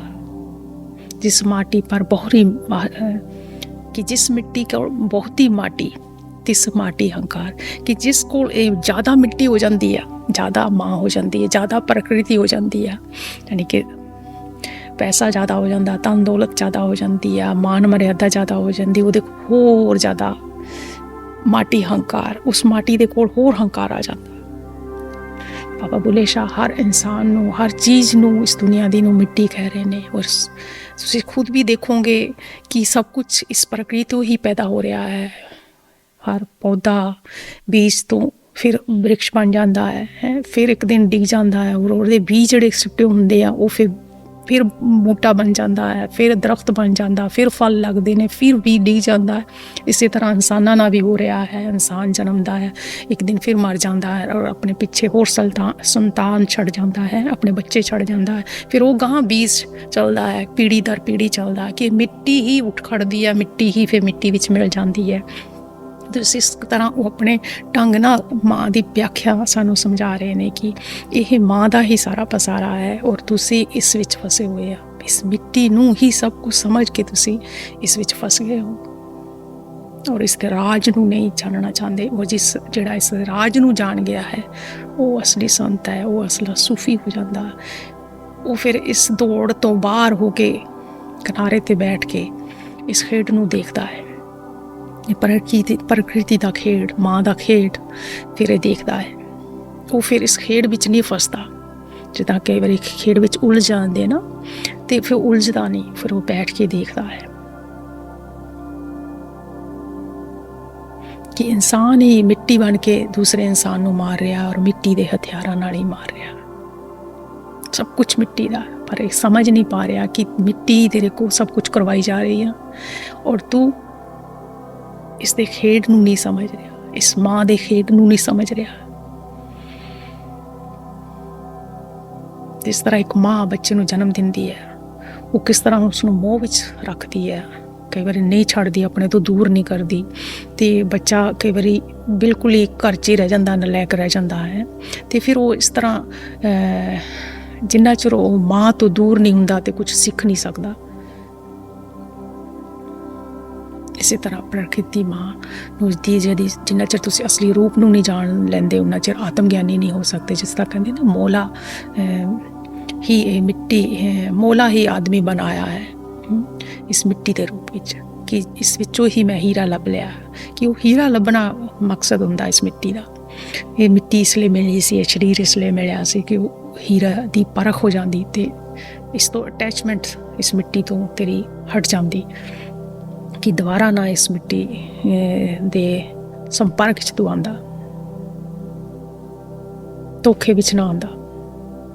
ਫਿਰ ਬਾਬਾ ਬੁੱਲੇ ਸ਼ਾਹ ਜੀ ਅੱਗੇ ਕਹਿੰਦੇ ਨੇ, ਮਾਟੀ ਬਾਗ ਬਗੀਚਾ ਮਾਟੀ, ਮਾਟੀ ਦੀ ਗੁਲਜ਼ਾਰ, ਮਾਟੀ ਮਾਟੀ ਨੂੰ ਵੇਖਣ ਆਈ, ਮਾਟੀ ਦੀ ਇਹ ਬਹਾਰ।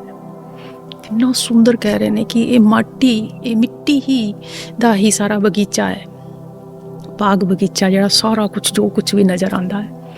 ਮਾਟੀ ਦੀ ਗੁਲਜ਼ਾਰ, ਕਿ ਮਾਟੀ ਦੇ ਹੀ ਇਹ ਗੁਲਜ਼ਾਰ ਹੈ ਸਾਰੀ, ਜੋ ਕੁਛ ਵੀ ਖਿੜਿਆ ਹੋਇਆ ਨਜ਼ਰ ਆਉਂਦਾ, ਸੁੰਦਰਤਾ ਨਜ਼ਰ ਆਉਂਦੀ ਹੈ ਮਿੱਟੀ ਦੀ। ਫੁੱਲ ਬ੍ਰਿਕਸ਼, ਜੋ ਵੀ ਇਨਸਾਨ ਦੇ ਰੂਪ 'ਚ, ਜਾਨਵਰਾਂ ਦੇ ਰੂਪ 'ਚ, ਸਾਰਾ ਬਗੀਚਾ ਸੁੰਦਰਤਾ ਉਸ ਮਿੱਟੀ ਦੀ ਹੀ ਹੈ। ਸਿਰਫ ਇੱਕ ਮਿੱਟੀ, ਜਿਸ ਨੂੰ ਪ੍ਰਕਿਰਤੀ ਕਹਿੰਦੇ ਨੇ, ਮਾਂ ਕਹਿੰਦੇ ਨੇ, ਦੇਵੀ ਕਹਿੰਦੇ ਨੇ, ਦੁਰਗਾ ਕਹਿੰਦੇ ਨੇ, ਸਰਸਵਤੀ ਕਹਿੰਦੇ ਨੇ, ਲక్ష్ਮੀ ਕਹਿੰਦੇ ਨੇ, ਅਲੱਗ-ਅਲੱਗ ਰੂਪਾਂ ਵਿੱਚ ਉਸ ਨੂੰ ਦਰਸਾਇਆ, ਅਲੱਗ-ਅਲੱਗ ਸ਼ਕਤੀਆਂ ਦੇ ਵਿੱਚ, ਕਿ ਇਹ ਸ਼ਕਤੀ ਹੀ ਚਾਰੇ ਪਾਸੇ ਆ, ਉਸ ਦੇ ਤਾਂ ਹੀ ਪਸਾਰਾ ਹੈ, ਕਿ ਮਾਟੀ ਦੀ ਹੀ ਇਹ ਸਾਰੀ ਗੁਲਜ਼ਾਰ ਹੈ, ਸੁੰਦਰਤਾ ਹੈ। ਔਰ ਮਾਟੀ ਹੀ ਮਾਟੀ ਨੂੰ ਵੇਖਣ ਆਈ, ਮਾਟੀ ਦੀ ਬਹਾਰ, ਕਿ ਮਿੱਟੀ ਹੀ ਮਿੱਟੀ ਦੀ ਗੁਲਜ਼ਾਰ ਨੂੰ, ਇਸ ਬਗੀਚੇ ਨੂੰ ਦੇਖਣ ਆਈ ਹੋਈ ਆ, ਇਨਸਾਨ ਦੇ ਰੂਪ 'ਚ, ਜਾਨਵਰਾਂ ਦੇ ਰੂਪ 'ਚ, ਤਰ੍ਹਾਂ ਤਰ੍ਹਾਂ ਦੇ ਰੂਪਾਂ ਵਿੱਚ ਮਿੱਟੀ ਹੀ ਮਿੱਟੀ ਨੂੰ ਦੇਖਣ ਆਈ ਹੋਈ ਆ। ਸਾਰੀ ਦੁਨੀਆ ਦੀ ਸੁੰਦਰਤਾ ਨੂੰ ਦੇਖਣ ਆਈ ਹੋਈ ਹੈ, ਮਿੱਟੀ ਹੀ ਮਿੱਟੀ ਬਣ ਕੇ ਮਿੱਟੀ ਨੂੰ ਦੇਖਣ ਆਈ। ਫਿਰ ਅੱਗੇ ਕਹਿੰਦੇ ਨੇ, ਹੱਸ ਖੇਡ ਮੁੜ ਮਾਟੀ ਹੋਇਓ, ਮਾਟੀ ਪਾਇਓ ਪਸਾਰ, ਬੁੱਲੇ ਇੱਕ ਬੁਝਾਰਤ ਬੁੱਝੀ, ਬੁੱਲੇ ਇੱਕ ਬੁਝਾਰਤ ਬੁੱਝੀ, ਲਾ ਸਿਰੋਂ ਪੋਈ ਮਾਰ। ਬਾਬਾ ਬੁੱਲੇ ਸ਼ਾਹ ਕਹਿੰਦੇ ਨੇ, ਹੱਸ ਖੇਡ ਮੁੜ ਮਿੱਟੀ ਹੋਇਓ, ਕਿ ਹੱਸ ਖੇਡ ਕੇ ਇੱਥੇ ਆਉਂਦਾ, ਮਿੱਟੀ ਆਉਂਦੀ ਆ, ਮਿੱਟੀ ਨੂੰ ਦੇਖਣ, ਮਿੱਟੀ ਦੀ ਬਹਾਰ ਦੇਖਣ ਆਉਂਦੀ ਆ, ਔਰ ਹੱਸ ਖੇਡ ਕੇ ਇੱਕ ਦਿਨ ਇਹ ਮਿੱਟੀ ਵਿੱਚ ਸਮਾ ਜਾਂਦੀ ਹੈ। ਆਉਂਦੀ ਆ ਮਿੱਟੀ ਜਨਮ ਦੇ ਰੂਪ ਵਿੱਚ, ਜਿਸ ਤਰ੍ਹਾਂ ਅਸੀਂ ਇਨਸਾਨ ਜਨਮ ਲੈਂਦੇ ਹਾਂ ਤੇ 60-70 ਸਾਲ 80 ਸਾਲ ਖੇਡਦੇ ਹਾਂ, ਦੇਖਦੇ ਹਾਂ ਇਸ ਮਾਇਆ ਦੀ ਖੇਡ ਨੂੰ, ਔਰ ਫਿਰ ਇੱਕ ਦਿਨ ਅਸੀਂ ਜਦੋਂ ਸਾਡੀ ਮ੍ਰਿਤੂ ਹੋ ਜਾਂਦੀ, ਫਿਰ ਜਲ ਕੇ ਅਸੀਂ ਮਿੱਟੀ ਹੋ ਜਾਂਦੇ ਹਾਂ। ਕਿ ਇਸੇ ਮਿੱਟੀ ਨੇ ਸਾਰਾ ਪਸਾਰਾ ਪਾਇਆ ਹੋਇਆ, ਬਾਗ ਬਗੀਚੇ ਲਾਏ ਹੋਏ ਨੇ, ਔਰ ਮਿੱਟੀ ਹੀ ਜਨਮਦੀ ਆ, ਮਿੱਟੀ ਹੀ ਇਸ ਮਿੱਟੀ ਦੇ ਉੱਤੇ ਹੱਸਦੀ ਆ, ਖੇਡਦੀ ਆ, ਔਰ ਮਿੱਟੀ ਹੀ ਇੱਕ ਦੂਜੇ ਨੂੰ ਮਾਰਦੀ ਆ, ਮਿੱਟੀ ਹੀ ਇੱਕ ਦੂਜੇ ਨਾਲ ਨਫ਼ਰਤ ਕਰਦੀ ਆ, ਔਰ ਮਿੱਟੀ ਹੀ ਹੰਕਾਰ ਵਿੱਚ ਘੁੰਮਦੀ ਆ। ਹੈ ਮਿੱਟੀ ਹੈ, ਮਿੱਟੀ ਹੈ, ਪਰ ਫਿਰ ਵੀ ਐਡਾ ਹੰਕਾਰ ਹੈ ਉਸਨੂੰ, ਮਿੱਟੀ ਦਾ ਹੀ ਮਿੱਟੀ ਨੂੰ ਹੰਕਾਰ ਹੋਇਆ ਪਿਆ। ਇਹਨਾਂ ਪੈਸੇ ਵੀ ਮਿੱਟੀ ਨੇ, ਧਨ ਦੌਲਤ ਵੀ ਮਿੱਟੀ ਨੇ, ਰਿਸ਼ਤੇ ਵੀ ਮਿੱਟੀ ਨੇ, ਇੱਕ ਦਿਨ ਮਿਟ ਜਾਣੇ ਨੇ ਸਾਰੇ। ਫਿਰ ਇਸ ਮਿੱਟੀ ਦਾ ਹੀ ਹੰਕਾਰ ਕਰਕੇ ਇਸ ਖੇਲ ਦੇ ਵਿੱਚ ਫਸਿਆ ਹੋਇਆ ਹੈ। ਫਿਰ ਬਾਬਾ ਬੁੱਲੇ ਸ਼ਾਹ ਕਹਿੰਦੇ ਨੇ, ਬੁੱਲਾ ਇੱਕ ਬੁਝਾਰਤ ਬੁੱਝੀ, ਲਾ ਸਿਰੋਂ ਪੋਈ ਮਾਰ। ਕਿ ਬੁੱਲੇ ਸ਼ਾਹ ਨੇ ਹੁਣ ਇੱਕ ਬੁਝਾਰਤ ਬੁੱਝ ਲਈ ਆ, ਇੱਕ ਪਹੇਲੀ ਬੁੱਝ ਲਈ ਆ, ਕਿ ਹੁਣ ਉਸਨੇ ਇਹ ਜਿਹੜਾ ਮਿੱਟੀ ਦਾ ਭਾਰ ਸੀ ਸਿਰ ਤੇ, ਸਾਰਾ ਲਾ ਕੇ ਸੁੱਟ ਦਿੱਤਾ। ਬੁਝਾਰਤ ਬੁੱਝ ਲਈ। ਕੀ ਬੁਝਾਰਤ ਬੁੱਝ ਲਈ? ਕਿ ਮੈਂ ਮਿੱਟੀ ਸਰੂਪ ਨਹੀਂ ਮੇਰਾ ਅਸਲੀ, ਇਹ ਦੇਹ ਮੈਂ ਨਹੀਂ ਅਸਲੀ, ਇਹ ਜੋ ਮੈਨੂੰ ਨਜ਼ਰ ਆਉਂਦਾ ਉਹ ਮੈਂ ਨਹੀਂ ਅਸਲੀ।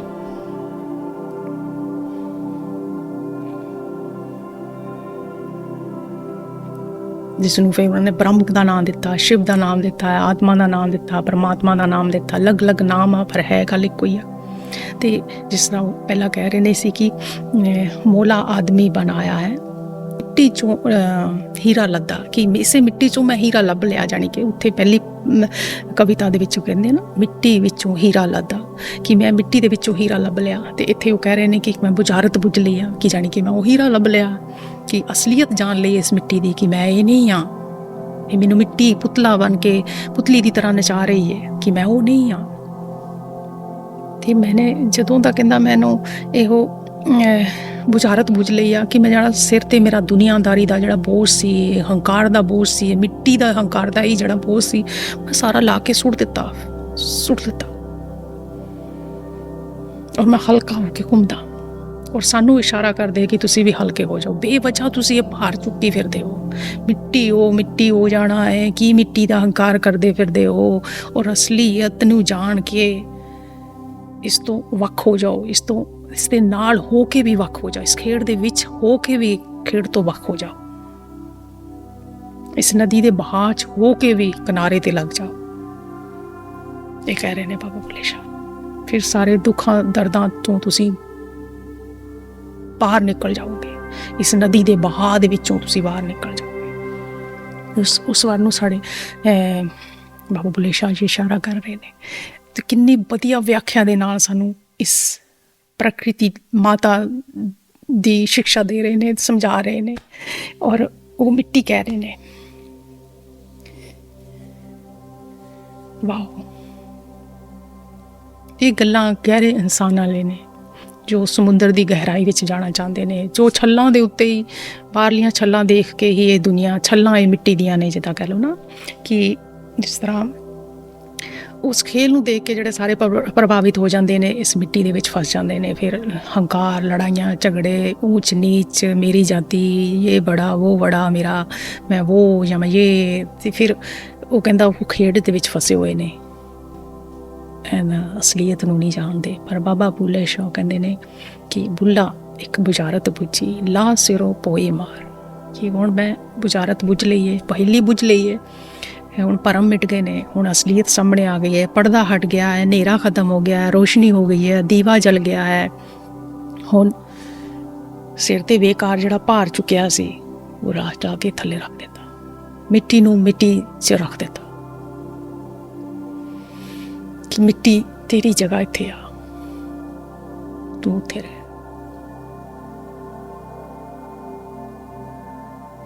ਮਿੱਟੀ 3 ਗੁਣਾਂ ਦੇ ਜ਼ਰੀਏ ਸਾਨੂੰ ਨਚਾ ਰਹੀ ਹੈ, ਸਤੋ ਰਜੋ ਤਮੋ ਦੇ ਜ਼ਰੀਏ, ਇਹਨਾਂ ਆਪਣੇ ਗੁਣਾਂ ਦੇ ਜ਼ਰੀਏ ਨਚਾ ਰਹੀ ਹੈ। ਉਹ ਸਮਝ ਲੈ ਆਉਣ ਤੇ ਤੂੰ ਇੱਥੇ ਰਹਿ, ਅਸੀਂ ਇੱਥੇ ਹਾਂ,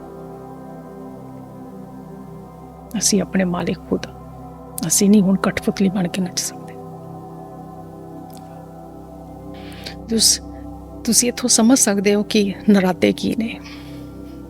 ਨਰਾਤੇ ਵਰਤ ਨਹੀਂ, ਪੂਜਾ ਪਾਠ ਨਹੀਂ ਹੈ, ਜੋ ਤੁਸੀਂ ਕਰ ਰਹੇ ਆ ਉਹ ਸਹੀ ਆ ਜਾਂ ਗਲਤ ਹੈ ਤੁਸੀਂ ਖੁਦ ਕਰ ਸਕਦੇ ਹੋ, ਮੈਨੂੰ ਕਹਿਣ ਦੀ ਲੋੜ ਨਹੀਂ ਹੈ। ਜੇ ਅਸੀਂ ਆਪਣੇ ਬਾਬਾ ਬੁੱਲੇ ਸ਼ਾਹ ਨੂੰ ਸਮਝ ਗਏ ਤਾਂ ਇਸ ਕਵਿਤਾ ਦੇ ਜ਼ਰੀਏ ਉਸ ਦੀ ਗੱਲ ਨੂੰ, ਉਸ ਦੀ ਪਹੇਲੀ ਨੂੰ ਜਾਣ ਗਏ ਕਿ ਕਿਹੜੀ ਪਹੇਲੀ ਉਸਨੇ ਬੁੱਝੀ ਆ, ਤੇ ਫਿਰ ਸਾਨੂੰ ਇਹ ਵੀ ਸਮਝ ਆ ਗਿਆ ਕਿ ਅਸਲੀ ਪੂਜਾ ਕੀ ਆ। ਇਸ ਪਹੇਲੀ ਨੂੰ ਬੁੱਝਣਾ ਹੀ ਅਸਲੀ ਪੂਜਾ ਹੈ, ਅਸਲੀ ਪਾਠ ਹੈ, ਅਸਲੀ ਵਰਤ ਹੈ। ਔਰ ਫਿਰ ਅਸੀਂ ਨਾ ਬੁੱਝੀਏ, ਅਸੀਂ ਫਿਰ ਖੇਡ ਝੂਲਚਲੇ ਰਹੀਏ, ਤੇ ਕਸੂਰ ਕਿਸ ਦਾ ਹੈ? ਨਾ ਮਿੱਟੀ ਦਾ ਕਸੂਰ ਹੈ, ਨਾ ਕਿਸੇ ਹੋਰ ਦਾ ਕਸੂਰ ਹੈ। ਕਸੂਰ ਸਾਡੀ ਸਮਝ ਦਾ ਹੈ, ਨਾ ਸਮਝੀ ਦਾ ਹੈ ਕਿ ਅਸੀਂ ਸਮਝਣਾ ਨਹੀਂ ਚਾਹੁੰਦੇ, ਅਸੀਂ ਟਾਈਮ ਨਹੀਂ ਲੈਣਾ ਚਾਹੁੰਦੇ। ਔਰ ਸਾਰੀ ਜ਼ਿੰਦਗੀ ਇਸ ਹੰਕਾਰ, ਮਿੱਟੀ ਦੇ ਹੰਕਾਰ ਵਿੱਚ ਅਸੀਂ ਆਪਣਾ ਸਾਰਾ ਜੀਵਨ ਬਿਤਾ ਦਿੰਦੇ ਹਾਂ ਔਰ ਦੁੱਖ ਵਾਧੇ ਦਾ ਪਾਉਂਦੇ ਹਾਂ। ਮਾਂ ਦੁਰਗਾ ਦੇ ਸਾਹਮਣੇ, ਅਸੀਂ ਇਸ ਮਿੱਟੀ ਦੇ ਸਾਹਮਣੇ ਸਭ ਇੱਕ ਸਮਾਨ ਨੇ, ਕੋਈ ਘੱਟ ਨਹੀਂ, ਕੋਈ ਵੱਧ ਨਹੀਂ। ਇਸ ਹੰਕਾਰ ਨੂੰ ਤਿਆਗਣਾ ਹੀ ਅਸਲੀ ਨਵਰਾਤਰੇ ਨੇ। ਮਾਂ ਦੇ ਚਰਨਾਂ 'ਚ ਇਸ ਹੰਕਾਰ ਨੂੰ ਰੱਖ ਦੇਣਾ, ਉਹੀ ਅਸਲੀ ਬਲੀ ਆ, ਉਹੀ ਅਸਲੀ ਪੂਜਾ ਹੈ, ਉਹੀ ਅਸਲੀ ਵਰਤ ਹੈ। ਮਿੱਟੀ ਜਾਣੀ ਕਿ ਮਾਂ, ਮਿੱਟੀ ਜਾਣੀ ਕਿ ਸ਼ਕਤੀ। ਇਸੇ ਸ਼ਕਤੀ ਦੇ, ਇਸੇ ਪ੍ਰਕਿਰਤੀ ਦੇ 3 ਰੂਪ ਜਿਨ੍ਹਾਂ ਬਾਰੇ ਅਸੀਂ ਜ਼ਿਆਦਾਤਰ ਗੱਲ ਕਰਦੇ ਹਾਂ, ਲక్ష్ਮੀ, ਸਰਸਵਤੀ ਔਰ ਕਾਲੀ। ਔਰ 3 ਗੁਣਾਂ ਦੀ ਗੱਲ ਕਰਦੇ ਹਾਂ, ਸਤੋ ਰਜੋ ਤਮੋ। ਔਰ ਇਹ ਸਾਨੂੰ ਸਤੋ ਰਜੋ ਤਮੋ ਸਾਰੀ ਜ਼ਿੰਦਗੀ ਫਸਾ ਕੇ ਰੱਖਦਾ ਹੈ। ਕਦੀ ਅਸੀਂ ਸਤੋ 'ਚ ਹੁੰਦੇ ਹਾਂ, ਕਦੀ ਅਸੀਂ ਰਜੋ 'ਚ ਹੁੰਦੇ ਹਾਂ, ਕਦੀ ਅਸੀਂ ਤਮੋ 'ਚ ਹੁੰਦੇ ਹਾਂ, ਅਤੇ ਇਹ ਸਾਨੂੰ ਸਾਰੀ ਟਾਈਮ ਕਠਪੁਤਲੀ ਬਣ ਕੇ ਨਚਾਉਂਦੀਆਂ ਨੇ। ਇਹ ਲਹਿਰਾਂ ਉੱਠਦੀਆਂ ਨੇ, ਡਿੱਗਦੀਆਂ ਨੇ, ਸਤੋ ਦੀਆਂ, ਰਜੋ ਦੀਆਂ, ਤਮੋ ਦੀਆਂ, ਅਤੇ ਸਾਨੂੰ ਪ੍ਰਭਾਵਿਤ ਕਰਦੀਆਂ ਨੇ ਤੇ ਅਸੀਂ ਇਹਨਾਂ ਵਿੱਚ ਫਸ ਜਾਂਦੇ ਹਾਂ ਤੇ ਫਿਰ ਅਸੀਂ ਕਰਮ ਕਰਦੇ ਹਾਂ। ਉਹ ਫਿਰ ਕਰਮ ਸਾਡੇ ਤੇ ਭਾਰੀ ਪੈਂਦੇ ਨੇ, ਉਹੀ ਸਾਡੇ ਦੁੱਖ ਦਾ ਕਾਰਨ ਬਣਦੇ ਨੇ। ਅਸਲੀ ਜਾਗਰਣ ਕੀ ਹੈ, ਅਸਲੀ ਜਗਰਾਤਾ ਕੀ ਹੈ? ਅਸੀਂ ਮਾਤਾ ਦੇ ਵਰਤ ਰੱਖਦੇ ਹਾਂ, 9 ਨਰਾਤੇ ਰੱਖਦੇ ਹਾਂ, ਫਿਰ ਜਗਰਾਤਾ ਵੀ ਉਹਦੇ ਵਿੱਚ ਕਰਦੇ ਹਾਂ। ਪਰ ਅਸਲੀ ਜਗਰਾਤੇ ਦਾ ਮਤਲਬ ਕੀ ਹੈ? ਜਦੋਂ ਸਰਸਵਤੀ ਜਗਦੀ ਆ ਸਾਡੇ ਅੰਦਰਲੀ, ਸਰਸਵਤੀ ਗਿਆਨ ਦਾ ਪ੍ਰਤੀਕ ਆ। ਜਦੋਂ ਅਸੀਂ ਆਪਣੇ ਆਪ ਨੂੰ ਗਿਆਨ ਨਾਲ ਉਜਾਗਰ ਕਰਦੇ ਹਾਂ, ਆਪਣੇ ਦੀਵੇ ਨੂੰ ਜਗਾਉਂਦੇ ਹਾਂ ਗਿਆਨ ਦੇ ਨੂੰ। ਸਾਡੇ ਸੰਤਾਂ ਸੂਫੀਆਂ ਨੇ ਗਿਆਨ ਦੀ ਗੱਲ ਕੀਤੀ ਹੈ, ਗਿਆਨ ਦੇ ਦੀਵੇ ਦੀ। ਜਦੋਂ ਸਾਡੇ ਅੰਦਰਲੀ ਸਰਸਵਤੀ ਪ੍ਰਗਟ ਹੁੰਦੀ ਆ, ਉਸਨੂੰ ਅਸੀਂ ਜਨਮ ਦਿੰਦੇ ਹਾਂ, ਕਿਉਂਕਿ ਸਾਡੇ ਤੋਂ ਸਿਵਾ ਉਸਨੂੰ ਕੋਈ ਨਹੀਂ ਜਨਮ ਦੇ ਸਕਦਾ। ਗਿਆਨ ਦੀ ਸ਼ਕਤੀ ਨੂੰ ਜਦੋਂ ਅਸੀਂ ਅੰਦਰੋਂ ਪੈਦਾ ਕਰਦੇ ਹਾਂ, ਜਦੋਂ ਆਤਮ ਗਿਆਨ ਸਾਨੂੰ ਹੁੰਦਾ ਹੈ, ਸਾਨੂੰ ਖੁਦ ਦੀ ਸਮਝ ਆਉਂਦੀ ਹੈ ਕਿ ਅਸੀਂ ਇਹ ਸਿਰਫ ਮਿੱਟੀ ਨਹੀਂ, ਸਿਰਫ ਇੱਕ ਸਰੀਰ ਨਹੀਂ ਹੈ। ਜਿਸ ਤਰ੍ਹਾਂ ਪਿਛਲੀ ਵਾਰੀ ਅਸੀਂ ਕਵਿਤਾ ਪਹਿਲਾਂ ਉਹਦੇ 'ਚ ਬਾਬਾ ਬੁੱਲੇ ਸ਼ਾਹ ਦੀ ਦੇਖਿਆ ਨਾ, ਮਾਟੀ ਬਾਰੇ ਸਾਰਾ ਉਹਨਾਂ ਨੇ ਕਿਸ ਤਰ੍ਹਾਂ ਸਮਝਾਇਆ ਕਿ ਮਾਟੀ ਦੀ ਬਹਾਰ ਹੈ ਸਾਰੀ, ਮਾਟੀ ਮਾਟੀ ਨੂੰ ਮਾਰਦੀ ਹੈ, ਮਾਟੀ ਦੇ ਹਥਿਆਰਾਂ ਨਾਲ ਸਭ ਕੁਝ ਮਾਟੀ ਹੀ ਕਰਦੀ ਹੈ। ਕਿ ਜਦੋਂ ਸਾਨੂੰ ਇਹ ਗਿਆਨ ਹੋ ਜਾਂਦਾ ਹੈ ਕਿ ਅਸੀਂ ਸਿਰਫ ਮਿੱਟੀ ਨਹੀਂ ਹੈਗੇ, ਤੇ ਬਾਬਾ ਬੁੱਲੇ ਸ਼ਾਹ ਜਿਸ ਤਰ੍ਹਾਂ ਕਹਿੰਦੇ ਕਿ ਮਿੱਟੀ ਵਿੱਚੋਂ ਸਾਨੂੰ ਹੀਰਾ ਲੱਭ ਗਿਆ, ਔਰ ਅਸੀਂ ਇੱਕ ਬੁਝਾਰਤ ਬੁੱਝ ਲਈ ਆ, ਤੇ ਅਸੀਂ ਇਹ ਮਿੱਟੀ ਦਾ ਭਾਰ ਹੰਕਾਰ ਯਾਨੀ ਕਿ ਲਾ ਕੇ ਸੁੱਟ ਦਿੱਤਾ। ਤੇ ਜਦੋਂ ਗਿਆਨ ਹੁੰਦਾ ਫਿਰ ਸਰਸਵਤੀ ਦੇ ਨਾਲ ਹੀ ਹੁੰਦਾ ਹੈ, ਦੇ ਜਗਣੇ ਦੇ ਨਾਲ ਹੀ ਹੁੰਦਾ। ਜਦੋਂ ਸਰਸਵਤੀ ਤੁਹਾਡੀ ਜਗ ਜਾਂਦੀ ਅੰਦਰ ਦੀ, ਉਹ ਸ਼ਕਤੀ ਜਗ ਜਾਂਦੀ, ਗਿਆਨ ਰੂਪੀ ਸ਼ਕਤੀ ਜਦੋਂ ਜਗ ਜਾਂਦੀ ਹੈ, ਤੇ ਫਿਰ ਕਾਲੀ ਦਾ ਜਨਮ ਹੁੰਦਾ, ਅਸਲੀ ਕਾਲੀ ਦਾ ਜਨਮ ਹੁੰਦਾ। ਨਹੀਂ ਤਾਂ ਉਹੀ ਜਿਹੜੀਆਂ ਸ਼ਕਤੀਆਂ ਸੀਗੀਆਂ ਸਾਡੀਆਂ, ਉਹਨਾਂ ਅਸੀਂ ਕੁਕਰਮ ਕਰਦੇ ਸੀ, ਅਸੀਂ ਉਹ ਸਾਰੀਆਂ ਸ਼ਕਤੀਆਂ ਅਸੀਂ ਗਲਤ ਪਾਸੇ ਲਾਉਂਦੇ ਸੀ। ਜਿਸ ਤਰ੍ਹਾਂ ਸਾਰੀਆਂ ਦੁਨੀਆਦਾਰੀ ਦੇ ਵਿੱਚ ਅਸੀਂ ਉਲਝੇ ਹੋਏ ਸੀ, ਮੈਂ ਮੇਰੀ ਨੂੰ ਲੈ ਕੇ, ਹੰਕਾਰ ਨੂੰ, ਊਚ ਨੂੰ, ਨੀਚ ਨੂੰ ਲੈ ਕੇ ਉਧਰਲੇ ਪਾਸੇ ਨੂੰ ਸੀ ਐਨਰਜੀ ਦਾ ਪ੍ਰਵਾਹ ਜਾ ਰਿਹਾ ਸੀ। ਕਾਮ ਵਾਸਨਾ ਵਿੱਚ, ਸਾਡੇ ਕ੍ਰੋਧ ਵਿੱਚ, ਦੂਸਰਿਆਂ 'ਤੇ ਕ੍ਰੋਧ ਕੱਢਣਾ, ਆਪਣੇ 'ਤੇ ਕੱਢਣਾ, ਜਰਾ ਗੱਲ ਤੋਂ, ਰਿਸ਼ਤਿਆਂ 'ਚ ਜੇ ਉਹ ਜੋ ਵੀ ਅਸੀਂ ਕਰਦੇ ਸੀ, ਉਹ ਹੁਣ ਸਰਸਵਤੀ ਜਾਗੀ, ਅਸਲੀ ਗਿਆਨ ਹੋ ਗਿਆ। ਹੁਣ ਉਹ ਫਿਰ ਅਸਲੀ ਕਾਲੀ ਦਾ ਜਨਮ ਜਦੋਂ ਹੁੰਦਾ, ਫਿਰ ਅਸਲੀ ਨਫ਼ਰਤ, ਅਸਲੀ ਕਿਰਨਾ ਦਾ ਜਨਮ ਹੁੰਦਾ। ਨਾ ਇਹ ਨਫ਼ਰਤ ਖਤਮ ਹੋ ਸਕਦੀ, ਨਾ ਕ੍ਰੋਧ, ਕਾਮ, ਵਾਸਨਾ, ਸਭ ਕੁਝ ਰਹੇਗਾ, ਲੇਕਿਨ ਉਹਦੀ ਡਾਇਰੈਕਸ਼ਨ ਬਦਲ ਜਾਏਗੀ। ਪਹਿਲੀ ਉਹ ਗਲਤ ਪਾਸੇ ਨੂੰ ਜਿਹੜੀ ਜਾਂਦੀ ਸੀ ਸੰਸਾਰ ਵੱਲ ਨੂੰ, ਜਿਸ ਤਰ੍ਹਾਂ ਲੋਕੀ ਬੁਰੇ ਕਰਮ ਕਰਦੇ ਨੇ, ਚੋਰੀ ਡਾਕੂ, ਗਲਤ ਤਰ੍ਹਾਂ ਨਾਲ ਧਨ ਕਮਾਉਂਦੇ ਨੇ, ਆਪਣੇ ਆਪ ਨੂੰ ਬੜਾ ਦਿਖਾਣੇ ਲਈ ਦੂਸਰੇ ਨੂੰ ਕਿਸ ਤਰ੍ਹਾਂ ਅੱਖਾਂ ਨਾਲ ਨੀਚਾ ਦਿਖਾਉਂਦੇ ਨੇ, ਕਿਸ ਤਰ੍ਹਾਂ ਨਫ਼ਰਤ ਕਰਦੇ ਨੇ। ਪਰ ਉਹੀ ਊਰਜਾ ਤੁਹਾਡੀ ਹੁਣ ਦੂਸਰੇ ਪਾਸੇ ਨੂੰ ਚੱਲ ਗਈ ਹੈ, ਕਾਲੀ ਜਗ ਗਈ ਹੈ। ਸਰਸਵਤੀ ਦੀ ਵਜ੍ਹਾ ਨਾਲ ਕਾਲੀ ਪ੍ਰਗਟ ਹੋ ਗਈ ਹੈ। ਹੁਣ ਕ੍ਰੋਧ ਇਹ ਹੋਇਆ, ਹੁਣ ਉਹ ਕ੍ਰੋਧ ਹੋ ਗਿਆ ਕਿ ਹੁਣ ਇਸ ਦੁਨੀਆ ਨੂੰ ਦੇਖ ਕੇ ਜਿਸ ਵਿੱਚ ਤੁਸੀਂ ਫਸੇ ਹੋਏ ਸੀ ਪਹਿਲਾਂ, ਕਿਰਨਾ ਉੱਠਦੀ ਆ ਕਿ ਮੈਂ ਇਸ ਨਕਲੀ ਸਮਾਜ ਵਿੱਚ, ਇਸ ਨਕਲੀ ਮਾਨਤਾ ਧਾਰਨਾ, ਰੀਤੀ ਰਿਵਾਜਾਂ 'ਚ, ਕਰਮ ਕਾਂਡਾਂ 'ਚ ਹੀ ਫਸਿਆ ਹੋਇਆ ਸੀ, ਔਰ ਮੈਂ ਦੇਹ ਨੂੰ ਹੀ ਸੱਚ ਮੰਨ ਕੇ ਚੱਲਦਾ ਪਿਆ ਸੀ। ਫਿਰ ਇੱਕ ਕਿਰਨਾ ਉੱਠਦੀ ਆ, ਇੱਕ ਆਪਣੇ ਹੀ ਪ੍ਰਤੀ ਇੱਕ ਨਫ਼ਰਤ ਉੱਠਦੀ ਆ ਕਿ ਮੈਂ ਇਸ ਤਰ੍ਹਾਂ ਕਿਸ ਤਰ੍ਹਾਂ ਕਰਦਾ ਰਿਹਾ ਇੰਨੀ ਦੇਰ, ਹੈ ਇਸ ਭਰਮ ਵਿੱਚ, ਕਿਸ ਤਰ੍ਹਾਂ ਇਸ ਆਪਣੇ ਦੇਹ ਨੂੰ ਹੀ ਸੱਚ ਸਮਝ ਕੇ, ਇਸ ਮਿੱਟੀ ਨੂੰ ਹੀ ਸੱਚ ਸਮਝ ਕੇ ਹੰਕਾਰ ਕਰਦਾ ਰਿਹਾ। ਤੇ ਫਿਰ ਤੁਸੀਂ ਆਪਣੇ ਆਪ ਦਾ ਜਿਹੜੇ ਆਪਣੇ ਅੰਦਰ ਦੇ ਰਾਖਸ਼ ਹੁੰਦੇ ਆ, ਫਿਰ ਉਹਨਾਂ ਦਾ ਤੁਸੀਂ ਖਾਤਮਾ ਕਰਦੇ ਹੋ, ਔਰ ਫਿਰ ਤੁਸੀਂ ਬਾਹਰ ਨਿਕਲਦੇ ਹੋ। ਬਾਹਰ ਦੇ ਸੰਸਾਰ ਦੇ ਰਾਖਸ਼ ਜਿਹੜੇ ਬਣ ਕੇ ਬੈਠਦੇ ਨੇ, ਸਭ ਤੋਂ ਵੱਡੇ ਜਿਹੜੇ ਮੈਨੂੰ ਰਾਖਸ਼ ਲੱਗਦੇ ਨੇ, ਜਿਹੜੇ ਧਰਮ ਦੇ ਨਾਂ 'ਤੇ ਧਰਮ ਫੈਲਾਉਂਦੇ ਨੇ, ਉਹ ਸਭ ਤੋਂ ਵੱਡੇ ਰਾਖਸ਼ ਨੇ, ਜਿਹੜੇ ਧਰਮ ਦੇ ਠੇਕੇਦਾਰ ਬਣ ਕੇ ਬੈਠੇ ਨੇ। ਕਿਉਂਕਿ ਜਦੋਂ ਧਰਮ ਗਲਤ ਹੈ ਦੁਨੀਆ ਵਿੱਚ, ਉਨੀ ਦੇਰ ਦੁਨੀਆ ਦਾ ਸੁਧਾਰ ਹੋ ਨਹੀਂ ਸਕਦਾ। ਦੁਨੀਆ 'ਚੋਂ ਬੇਈਮਾਨੀ, ਲੋਭ, ਲਾਲਚ, ਹੰਕਾਰ ਖਤਮ ਨਹੀਂ ਹੋ ਸਕਦਾ। ਜਿਹੜੀਆਂ ਸਕੂਲਾਂ 'ਚ ਜਿਹੜੀਆਂ ਪੜ੍ਹਾਈਆਂ ਕਰਨ ਵਾਲੀਆਂ ਹੈ, ਉਹ ਪੜ੍ਹਾਈਆਂ ਨੇ ਧਨ ਦੌਲਤ ਕਮਾਉਣ ਲਈ, ਇਸ ਹੰਕਾਰ ਨੂੰ ਹੋਰ ਬੜਾ ਕਰਨ ਲਈ ਕਰਨੀ ਚਾਹੀਦੀ ਹੈ ਜ਼ਰੂਰ। ਉਸ ਨਾਲ ਸਾਰਾ ਕੁਝ ਤੁਹਾਡਾ ਵਿਕਸਿਤ ਹੁੰਦਾ, ਤੁਹਾਡਾ ਵਿਕਸਿਤ ਹੁੰਦਾ, ਤੁਹਾਡੀ ਹਰਸੰ ਦਿਮਾਗ ਤੇਜ਼ ਹੁੰਦਾ, ਉਹ ਵੀ ਚਾਹੀਦੀ ਹੈ। ਕਮਾਈ ਵੀ ਚਾਹੀਦੀ ਹੈ, ਕਮਾਈ ਕਰਨ ਤੋਂ ਕੋਈ ਨਹੀਂ ਰੋਕਦਾ, ਲੇਕਿਨ ਜਿਹੜਾ ਹੰਕਾਰ ਵੱਧਦਾ ਜਾਂਦਾ ਨਾਲ ਹੈ, ਮੈਂ ਮੇਰੀ ਜਿਹੜੀ ਵੱਧਦੀ ਜਾਂਦੀ ਹੈ, ਜਿਹੜੇ ਇੱਕ ਜਿਹਦਾ ਕਹਿੰਦੇ ਦੀਵਾਰਾਂ ਬਣਦੀਆਂ ਰਹਿੰਦੀਆਂ ਜਾਂਦੀਆਂ ਇਨਸਾਨਾਂ ਦੇ ਵਿੱਚ, ਹੈ ਕੰਧਾਂ ਬਣਦੀਆਂ ਜਾਂਦੀਆਂ ਨਫ਼ਰਤ ਦੀਆਂ, ਊਚ ਨੀਚ ਦੀਆਂ, ਮੈਂ ਮੇਰੀ ਦੀਆਂ, ਉਹ ਸਿਰਫ ਧਰਮ ਨਾਲ ਹੀ ਖਤਮ ਹੋ ਸਕਦੀਆਂ ਨੇ। और अज के धर्म के ठेकेदार तुहानूं मैं मेरी ही सिखाते, कुछ नहीं सिखाते। जो असलीयत साढ़े संतां दी ओह कोई नहीं समझाता, कोई नहीं समझाता। बहुत घट ने जिहड़े समझाते ने, है लेकिन बहुत घट ने। जदों भीड़ झूठ दी होवे, उहदे विच एक सच वाला तुरदा होवे तां बड़ा मुश्किल आ उस भीड़ नूं समझाना, बड़ा मुश्किल। और फिर भीड़ मिल के उस सच नूं खत्म करना देना चाहती है, क्योंकि वो सारी भीड़ नहीं बदलना चाहती कि उसके बदले एक नूं खत्म कर दिता जाए। इसी तरह साढ़े संतां नूं खत्म किया गया, उन्होंने सूली जहर सब कुछ मिले उन्होंने, इसे करके कि भीड़ हावी हो जाती है सच दे उत्ते, एक दे उत्ते, ते उसनूं फिर खत्म करती है, उसका विरोध करती है। कमेंटां के जरिए भी तुहानूं विरोध मिलता, विरोध उन्हां वालों आंदा जिहड़े मिट्टी च बहुत फसे हुए ने, मैं मेरी च बहुत फसे हुए ने, जिहदे उत्ते थोड़ी ज़्यादा मिट्टी है ना, वो विरोध करते हैं अज्ञानता का, ती मिट्टी जिन्हां दे ज़्यादा है। तो उदों फिर असली काली का जन्म होंदा, जो सरस्वती पहला जन्म दी है, फिर काली का जन्म होंदा, जिहड़ी तिहाड़ दी है, जिहड़ी फिर अंदर तुहानूं चुप नहीं बैठण दिंदी। फिर लोकां नूं इसे लिए सच दसण साढ़े संत सूफी निकले सी, क्योंकि वो फिर अंदरों ऐसी दहाड़ना उठती है ना, देख के करुणा दया उठती है संसार के प्रति, कि मैं किस तरह इन्हों नरक विच फसिया हुआ रहन दे सकता हाँ, किस तरह इन्हों मैं भरम दे विच बैठा रहन दे सकता है। इन्नी वड्डी गलत फहमी विच किस तरह बैठे ने कि फिर वो करुणा वस दया वस उन्होंने जगाण जाता है, तो पर दुनिया उन्होंने दर्द दिंदी है बजाए इसके कि उसनूं समझण। जिन्हां ने असली प्रेम किया है, असली इश्क किया सत्या नाल, उन्होंने सदा इस संसार ने नकारिया है। चाहे तुसीं किसी मंदिर चल जाओ, चाहे किसी गुरुद्वारे चलो, नहीं सुनना चाहते हो। जदों सरस्वती जगदी है तो फिर ज्ञान अज्ञान ते भारी पै जाता है।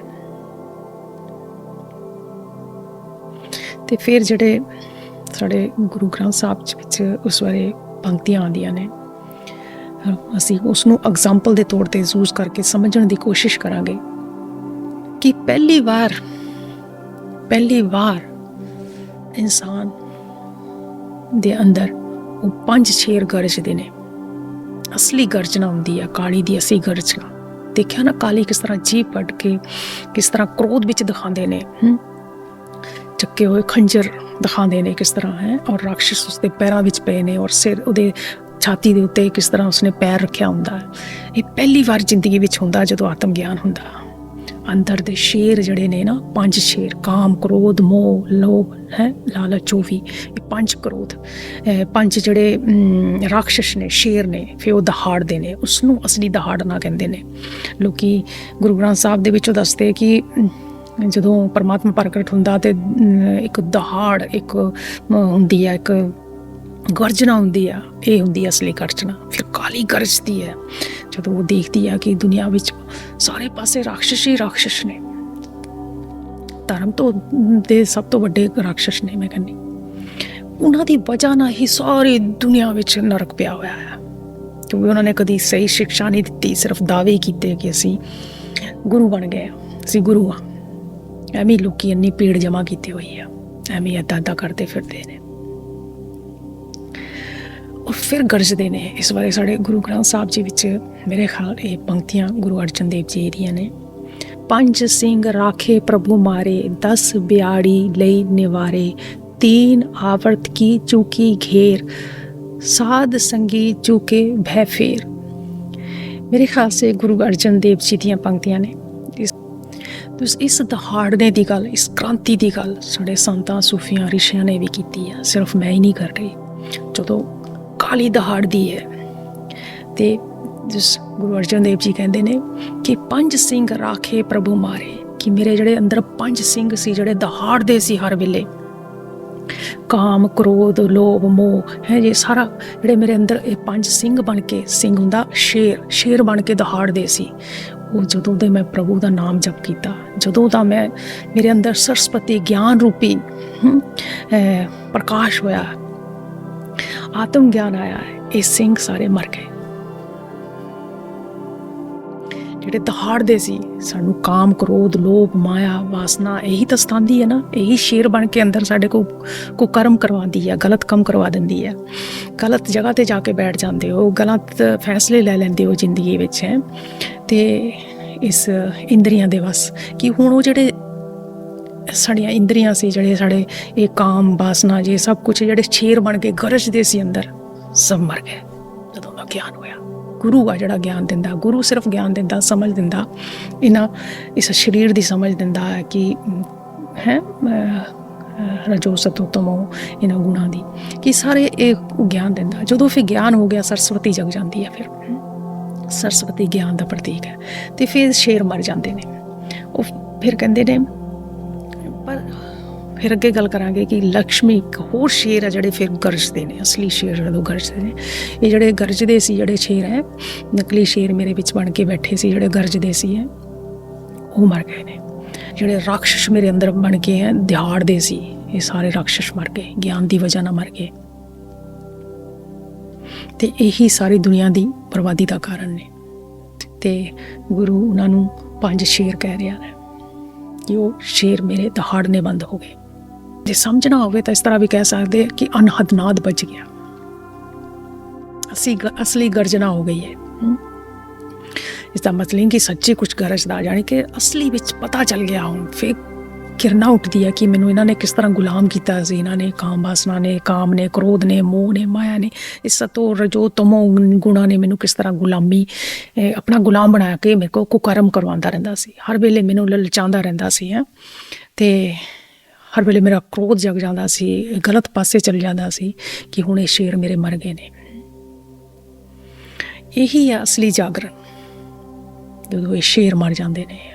ਫਿਰ ਕਾਲੀ ਜਗਦੀ ਹੈ, ਜਦੋਂ ਸਰਸਵਤੀ ਦਾ ਪੈਦਾ ਹੁੰਦੀ ਫਿਰ ਅਸਲੀ ਕਾਲੀ ਦਾ ਗਰਜਣਾ ਹੁੰਦਾ। ਪਹਿਲੇ ਜਿਹੜੀ ਕਾਲੀ ਸੀ ਉਹ ਨਕਲੀ ਸੀ, ਜਿਹੜੀ ਸਾਨੂੰ ਫਸਾ ਲੈਂਦੀ ਸੀ। ਨਕਲੀ ਕ੍ਰੋਧ ਸੀ, ਜਿਹੜਾ ਗਲਤ ਡਾਇਰੈਕਸ਼ਨ ਵਾਲਾ ਕ੍ਰੋਧ ਸੀ, ਗਲਤ ਡਾਇਰੈਕਸ਼ਨ ਨੂੰ ਸ਼ਕਤੀਆਂ ਚੱਲ ਜਾਂਦੀਆਂ ਸੀ।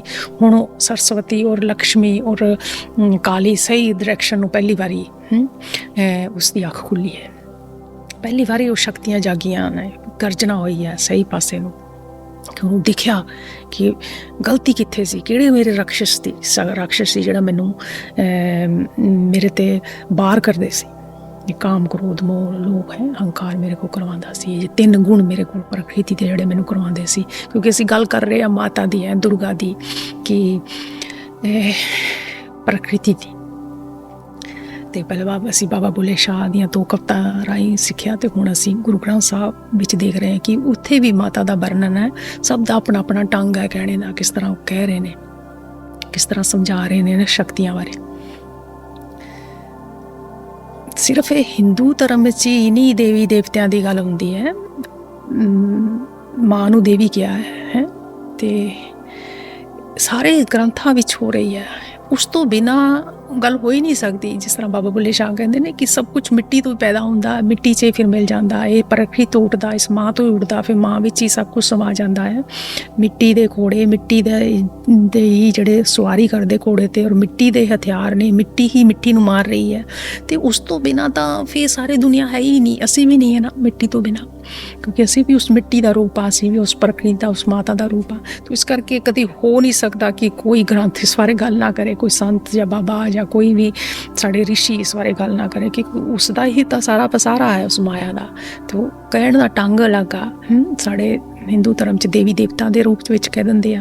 ਅਤੇ ਇਹਨਾਂ ਨੇ ਜਿਸ ਤਰ੍ਹਾਂ ਹੁਣ ਕਿਹਾ ਕਿ 5 ਸ਼ੇਰ ਮੇਰੇ ਜਿਹੜੇ ਆ ਉਹ ਮਰ ਗਏ ਨੇ।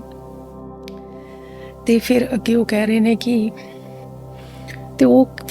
ਕਿ ਮੇਰੇ 10 ਹੀ ਸ਼ੇਰ ਜਿਹੜੇ ਹੈ, 10 ਤੋਂ ਮੈਂ ਮੁਕਤ ਹੋ ਗਿਆ ਹੈ।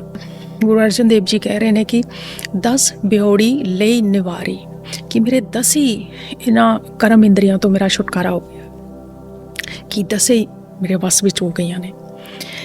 ਕਿ 10 ਕਰਮ ਇੰਦਰੀਆਂ ਹੁੰਦੀਆਂ ਨੇ, 5 ਗਿਆਨ ਇੰਦਰੀਆਂ, 5 ਕਰਮ ਇੰਦਰੀਆਂ, ਕਿ ਸਾਰੀ ਮੇਰੇ ਵੱਸ 'ਚ ਹੋ ਗਈਆਂ ਨੇ। ਔਰ ਫਿਰ 3 ਆਵਰ ਕੀ ਚੂਕੀ ਘੇਰੀ, ਕਿ ਕਹਿੰਦੇ ਨੇ ਕਿ ਤਿੰਨੇ ਹੀ ਜਿਹੜੀਆਂ ਸਤੋ ਰਜੋ ਤਮੋ ਸੀ, ਇਹਨਾਂ ਦੀ ਮੈਂ ਘੇਰੇ 'ਚੋਂ, ਮੈਂ ਚੱਕਰ 'ਚੋਂ ਬਾਹਰ ਨਿਕਲ ਗਿਆ। ਕੋਈ ਹੋਰ ਲੋਕ ਪਰਲੋਕ ਦੀਆਂ ਗੱਲਾਂ ਨਹੀਂ ਕਰਦੇ। 3 ਗੁਣ ਹੈ ਜਿਹੜੇ ਤੁਹਾਨੂੰ ਪ੍ਰਕਿਰਤੀ ਜਿਹੜੇ ਸਵੇਰ ਤੋਂ ਲਾ ਕੇ ਸ਼ਾਮ ਤੱਕ ਨਚਾਉਂਦੇ ਨੇ, ਸਤੋ ਰਜੋ ਤਮੋ ਹੈ। ਇਨਸਾਨ ਇਹਨਾਂ 'ਚ ਡੋਲਦਾ ਹੈ ਸਵੇਰ ਤੋਂ ਲਾ ਕੇ ਸ਼ਾਮ ਤੱਕ ਹੈ। ਅਤੇ ਕਾਮ ਕ੍ਰੋਧ ਮੋਹ ਲੋਭ ਹੰਕਾਰ ਹੈ, ਉਸ ਦੀ ਸਾਰੀ ਗੱਲ ਕਰ ਰਹੇ ਨੇ ਕਿ ਉਹਨਾਂ ਨੂੰ ਸ਼ੇਰ ਕਹਿ ਰਹੇ ਨੇ, ਸਿੰਘ ਕਹਿ ਰਹੇ ਨੇ ਕਿ ਉਹ ਹੁਣ ਮਰ ਗਏ ਨੇ। ਉਹ ਕਹਿ ਰਹੇ ਨੇ ਕਿ ਮੈਂ 10 ਤੋਂ ਹੀ ਮੁਕਤ ਹੋ ਗਿਆ, ਸਿਰਫ 5 ਤੋਂ ਨਹੀਂ। ਗਿਆਨ ਇੰਦਰੀਆਂ ਕਰਮ ਇੰਦਰੀਆਂ ਮਿਲਾ ਕੇ 10 ਨੇ, ਇਹਨਾਂ 10 ਤੋਂ ਹੀ ਮੈਂ ਮੁਕਤ ਹੋ ਗਿਆ ਹੈ। ਔਰ ਤਿੰਨੇ ਹੀ ਆਵਰਨ ਕੀ ਚੂਕੀ ਘੇਰ ਕਿ 3 ਜਿਹੜੇ ਆ ਰਤੋ ਰਜੋ ਤਮੋ ਇਹਨਾਂ ਤੋਂ ਵੀ ਮੈਂ ਮੁਕਤ ਹੋ ਗਿਆ, ਇਹਨਾਂ ਦੇ ਚੱਕਰ 'ਚੋਂ ਮੈਂ ਬਾਹਰ ਆ ਗਿਆ। ਸਾਧ ਸੰਗੀ ਚੁੱਕੇ ਵਹਿ ਫੇਰ ਕਿ ਇਸ ਸੱਚ ਦੀ ਸੰਗਤ ਨੇ, ਜਦੋਂ ਸੱਤ ਦੀ ਸੰਗਤ ਕਰਦਾ, ਸੱਤ ਦੀ ਸੰਗਤ ਇਹ ਹੈ ਕਿ ਆਪਣੇ ਸੰਤਾਂ ਦੀ ਇਸ ਬਾਣੀ ਨੂੰ ਸਮਝਣਾ, ਪੜ੍ਹਨਾ, ਆਤਮ ਗਿਆਨ ਆਪਣਾ ਜਗਾਉਣਾ, ਗਿਆਨ ਦੀ ਸੰਗਤ ਕਰਨਾ ਹੈ। ਸਾਧ ਸੰਗੀ ਚੁੱਕੇ ਵਹਿ ਫੇਰ ਕਿ ਮੇਰੇ ਸਾਰੇ ਭੈ ਖਤਮ ਹੋ ਗਏ ਨੇ, ਸਾਰੇ ਡਰ ਖਤਮ ਹੋ ਗਏ ਨੇ। ਫਿਰ ਬੰਦਾ ਦਹਾੜਦਾ, ਫਿਰ ਅੰਦਰ ਦਾ ਸ਼ੇਰ ਅਸਲੀ ਜਗਦਾ ਹੈ। ਜਿਹੜਾ ਜਦੋਂ ਆਤਮ ਗਿਆਨ ਆਉਂਦਾ ਹੈ ਨਾ, ਫਿਰ ਅਸਲੀ ਸਰਸਵਤੀ ਜਗਦੀ ਹੈ, ਫਿਰ ਅਸਲੀ ਦੁਰਗਾ ਦਾ ਜਨਮ ਹੁੰਦਾ ਅੰਦਰ, ਫਿਰ ਦਿਹਾੜਦਾ ਹੈ। ਫਿਰ ਉਹ 5 ਸ਼ੇਰ ਜਿਹੜੇ ਪਹਿਲਾਂ ਗਲਤ ਪਾਸੇ ਨੂੰ ਦਿਹਾੜ ਰਹੇ ਸੀ, ਹੁਣ ਉਹ ਸਹੀ ਪਾਸੇ ਨੂੰ ਦਿਹਾੜਨੇ ਸ਼ੁਰੂ ਕਰਦੇ ਆ। ਫਿਰ ਆਪਣੇ ਰਾਖਸ਼ਾਂ ਨੂੰ ਅੰਦਰਲਿਆਂ ਨੂੰ ਖਤਮ ਜਦੋਂ ਕਰ ਲੈਂਦਾ ਵੀ ਬੰਦਾ, ਬਾਹਰਲੇ ਰਾਖਸ਼ਾਂ ਨੂੰ ਖਤਮ ਕਰਨ ਨਿਕਲਦਾ ਹੈ। ਅਤੇ ਇਹੀ ਤਾਂ ਸਾਡੇ ਸੰਤਾਂ ਨੇ, ਸਾਡੇ ਸੂਫੀਆਂ ਨੇ ਕੀਤਾ। ਗੁਰੂ ਗੋਬਿੰਦ ਸਿੰਘ ਜੀ ਨੇ ਯੁੱਧ ਕੀਤਾ, ਰਾਮ ਨੇ ਯੁੱਧ ਕੀਤਾ ਰਾਵਣ ਦੇ ਖਿਲਾਫ, ਬੁਰਾਈ ਦੇ ਖਿਲਾਫ ਯੁੱਧ ਕੀਤਾ। ਗੁਰੂ ਗੋਬਿੰਦ ਸਿੰਘ ਨੇ ਬੁਰਾਈ ਦੇ ਖਿਲਾਫ ਯੁੱਧ ਕੀਤਾ। ਜੀਸਸ ਨੇ ਕੀਤਾ, ਤਾਂ ਹੀ ਤਾਂ ਸੂਲੀ 'ਤੇ ਸੀ, ਬੇਵਜ੍ਹਾ ਕੋਈ ਨਹੀਂ ਸੂਲੀ 'ਤੇ ਚੜ੍ਹਦਾ। ਫਿਰ ਮਨਸੂਰ ਨੇ ਵੀ ਸੱਚ ਬੋਲਿਆ, ਉਸਨੂੰ ਵੀ ਟੰਗ ਦਿੱਤਾ, ਐਵੇਂ ਨਹੀਂ ਟੰਗਿਆ ਗਿਆ ਹੈ। ਸਾਡੇ ਨਾਨਕ ਜੇਲ੍ਹ 'ਚ ਜਾ ਕੇ ਆਏ, ਹੋਰ ਬਹੁਤ ਵਿਰੋਧ ਉਹਨਾਂ ਦਾ ਕੀਤਾ। ਮੁਹੰਮਦ ਦਾ ਵੀ ਵਿਰੋਧ ਕੀਤਾ ਹੈ। ਜੋ ਸੱਚ ਬੋਲੇਗਾ ਇਸ ਦੁਨੀਆ 'ਚ ਉਸ ਦਾ ਇਨਸਾਨ ਵਿਰੋਧ ਕਰੇਗੀ, ਚਾਹੇ ਉਹ ਕਮੈਂਟਾਂ ਦੇ ਜ਼ਰੀਏ ਕਰ ਰਹੇ ਨੇ ਕਿਸੇ ਦੀ ਗੱਲ ਸੁਣ ਕੇ, ਚਾਹੇ ਉਸ ਨੂੰ ਰੋਕ ਰਹੇ ਨੇ ਸੱਚ ਬੋਲਣ ਤੋਂ। ਇਹ ਸਾਰਾ ਕੁਝ ਵਿਰੋਧ ਆ। ਵਿਰੋਧ ਦੇ ਆਪਣੇ ਆਪਣੇ ਢੰਗ ਨੇ, ਆਪਣੇ ਆਪਣੇ ਕਰਨੇ ਦਾ। ਅਤੇ ਇਹ ਜਿਹੜਾ ਸਾਰੀ ਝੂਠ ਦੀ ਭੀੜ ਹੁੰਦੀ ਆ, ਇਹ ਫਿਰ ਇੱਕ 'ਤੇ ਹਾਵੀ ਹੁੰਦੀ ਆ ਕਿ ਤੂੰ ਸਾਨੂੰ ਸਾਰਿਆਂ ਨੂੰ ਝੂਠ ਕਹਿ ਰਿਹਾ, ਕਿਉਂਕਿ ਉਸ ਦੀ ਇੱਕ ਦੀ ਗੱਲ, ਜਿਹੜਾ ਆਤਮ ਗਿਆਨੀ ਹੋ ਗਿਆ, ਬੋਧਮਾਨ ਹੋ ਗਿਆ, ਉਹਦੀ ਨਹੀਂ ਗੱਲ ਮਿਲਦੀ ਇਸ ਸਾਰੀ ਦੁਨੀਆ ਨਾਲ। ਤਾਂ ਹੀ ਕਬੀਰ ਸਾਹਿਬ ਕਹਿੰਦੇ, ਸਾਧੋ ਜੇ ਮੁਰਦੋ ਕਾ ਗਾਉਂ, ਕਿਸ ਮੁਰਦੋ ਦੇ ਗਾਉਂ ਨੂੰ ਆਤਮ ਗਿਆਨ ਤੋਂ ਬਿਨਾਂ ਜਿਹੜੇ ਬੈਠੇ ਨੇ, ਜਿਨ੍ਹਾਂ ਦੇ ਸ਼ੇਰ ਜਿਹੜੇ ਅੰਦਰ ਦਿਹਾੜ ਰਹੇ ਨੇ, ਜਿਹੜੇ ਕਾਮ ਕ੍ਰੋਧ ਲੋਭ ਮਾਰੇ, ਇਹਨਾਂ ਨੂੰ ਕਿਸ ਤਰ੍ਹਾਂ ਕੋਈ ਸਮਝਾਵੇ ਕਿ ਤੁਸੀਂ ਹਜੇ ਸ਼ੇਰਾਂ ਦੇ ਵੱਸ ਹੋ ਹੈ, ਅਸਲੀ ਜੀਣਾ ਸ਼ੁਰੂ ਨਹੀਂ ਹੋਇਆ, ਤੁਸੀਂ ਹਜੇ ਮੁਰਦਿਆਂ ਦੇ ਗਾਉਂ 'ਚ ਰਹਿੰਦੇ ਹੋਏ ਆ, ਹਜੇ ਜਿੰਦੇ ਨਹੀਂ ਹੋਏ ਤੁਸੀਂ, ਕਿਉਂਕਿ ਗਿਆਨ ਨਹੀਂ ਜਗਿਆ, ਅਜੇ ਸਰਸਵਤੀ ਨਹੀਂ ਜਗੀ, ਅਜੇ ਦੁਰਗਾ ਦਾ ਜਨਮ ਨਹੀਂ ਹੋਇਆ ਤੁਹਾਡੇ ਅੰਦਰ, ਕਾਲੀ ਦਾ ਜਨਮ ਨਹੀਂ ਹੋਇਆ ਅਸਲੀ ਦਾ। ਅਤੇ ਹਜੇ ਤੁਸੀਂ ਮਿੱਟੀ ਦੇ ਤਲ 'ਤੇ ਹੀ ਨੱਚ ਰਹੇ ਨੇ। ਜਿਸ ਤਰ੍ਹਾਂ ਬਾਬਾ ਬੁੱਲੇ ਸ਼ਾਹ ਕਹਿੰਦੇ ਨੇ, ਮਿੱਟੀ ਮਿੱਟੀ ਨੂੰ ਮਾਰਨ ਲੱਗੀ, ਮਿੱਟੀ ਮਿੱਟੀ ਦੇ ਹਥਿਆਰਾਂ ਨਾਲ ਹੈ। ਅਤੇ ਮਿੱਟੀ ਕੂੜਾ, ਮਿੱਟੀ ਅਸਵਾਰ ਉਹਦੇ 'ਤੇ, ਅਤੇ ਮਿੱਟੀ ਹੀ ਜਿਹੜੀ ਕੂੜਾ ਆਵਾਜ਼ਾਂ ਕਰ ਰਿਹਾ ਹੈ ਜ਼ਮੀਨ 'ਤੇ ਜੋ ਚੱਲਦਾ, ਕਿ ਸਭ ਕੁਛ ਮਿੱਟੀ ਦਾ ਹੀ, ਹਜੇ ਤੁਹਾਨੂੰ ਕੁਛ ਨਹੀਂ ਪਤਾ, ਸੱਚਾਈ ਦਾ ਹਜੇ ਨਹੀਂ ਪਤਾ। ਫਿਰ ਬਾਬਾ ਬੁੱਲੇ ਸ਼ਾਹ ਕਹਿੰਦੇ, ਅਸੀਂ ਇੱਕ ਬੁਝਾਰਤ ਬੁੱਝੀ, ਬੁੱਲੇ ਸ਼ੌ ਇੱਕ ਪਹੇਲੀ ਬੁੱਝੀ, ਲਾ ਸਿਰ ਤੋਂ ਸਾਰੀ ਵੀ ਗਠੜੀ ਸੁੱਟ ਦਿੱਤੀ ਅਸੀਂ ਤਾਂ ਭਾਰ ਦੀ, ਜਿਹੜੀ ਇਹ ਉਹ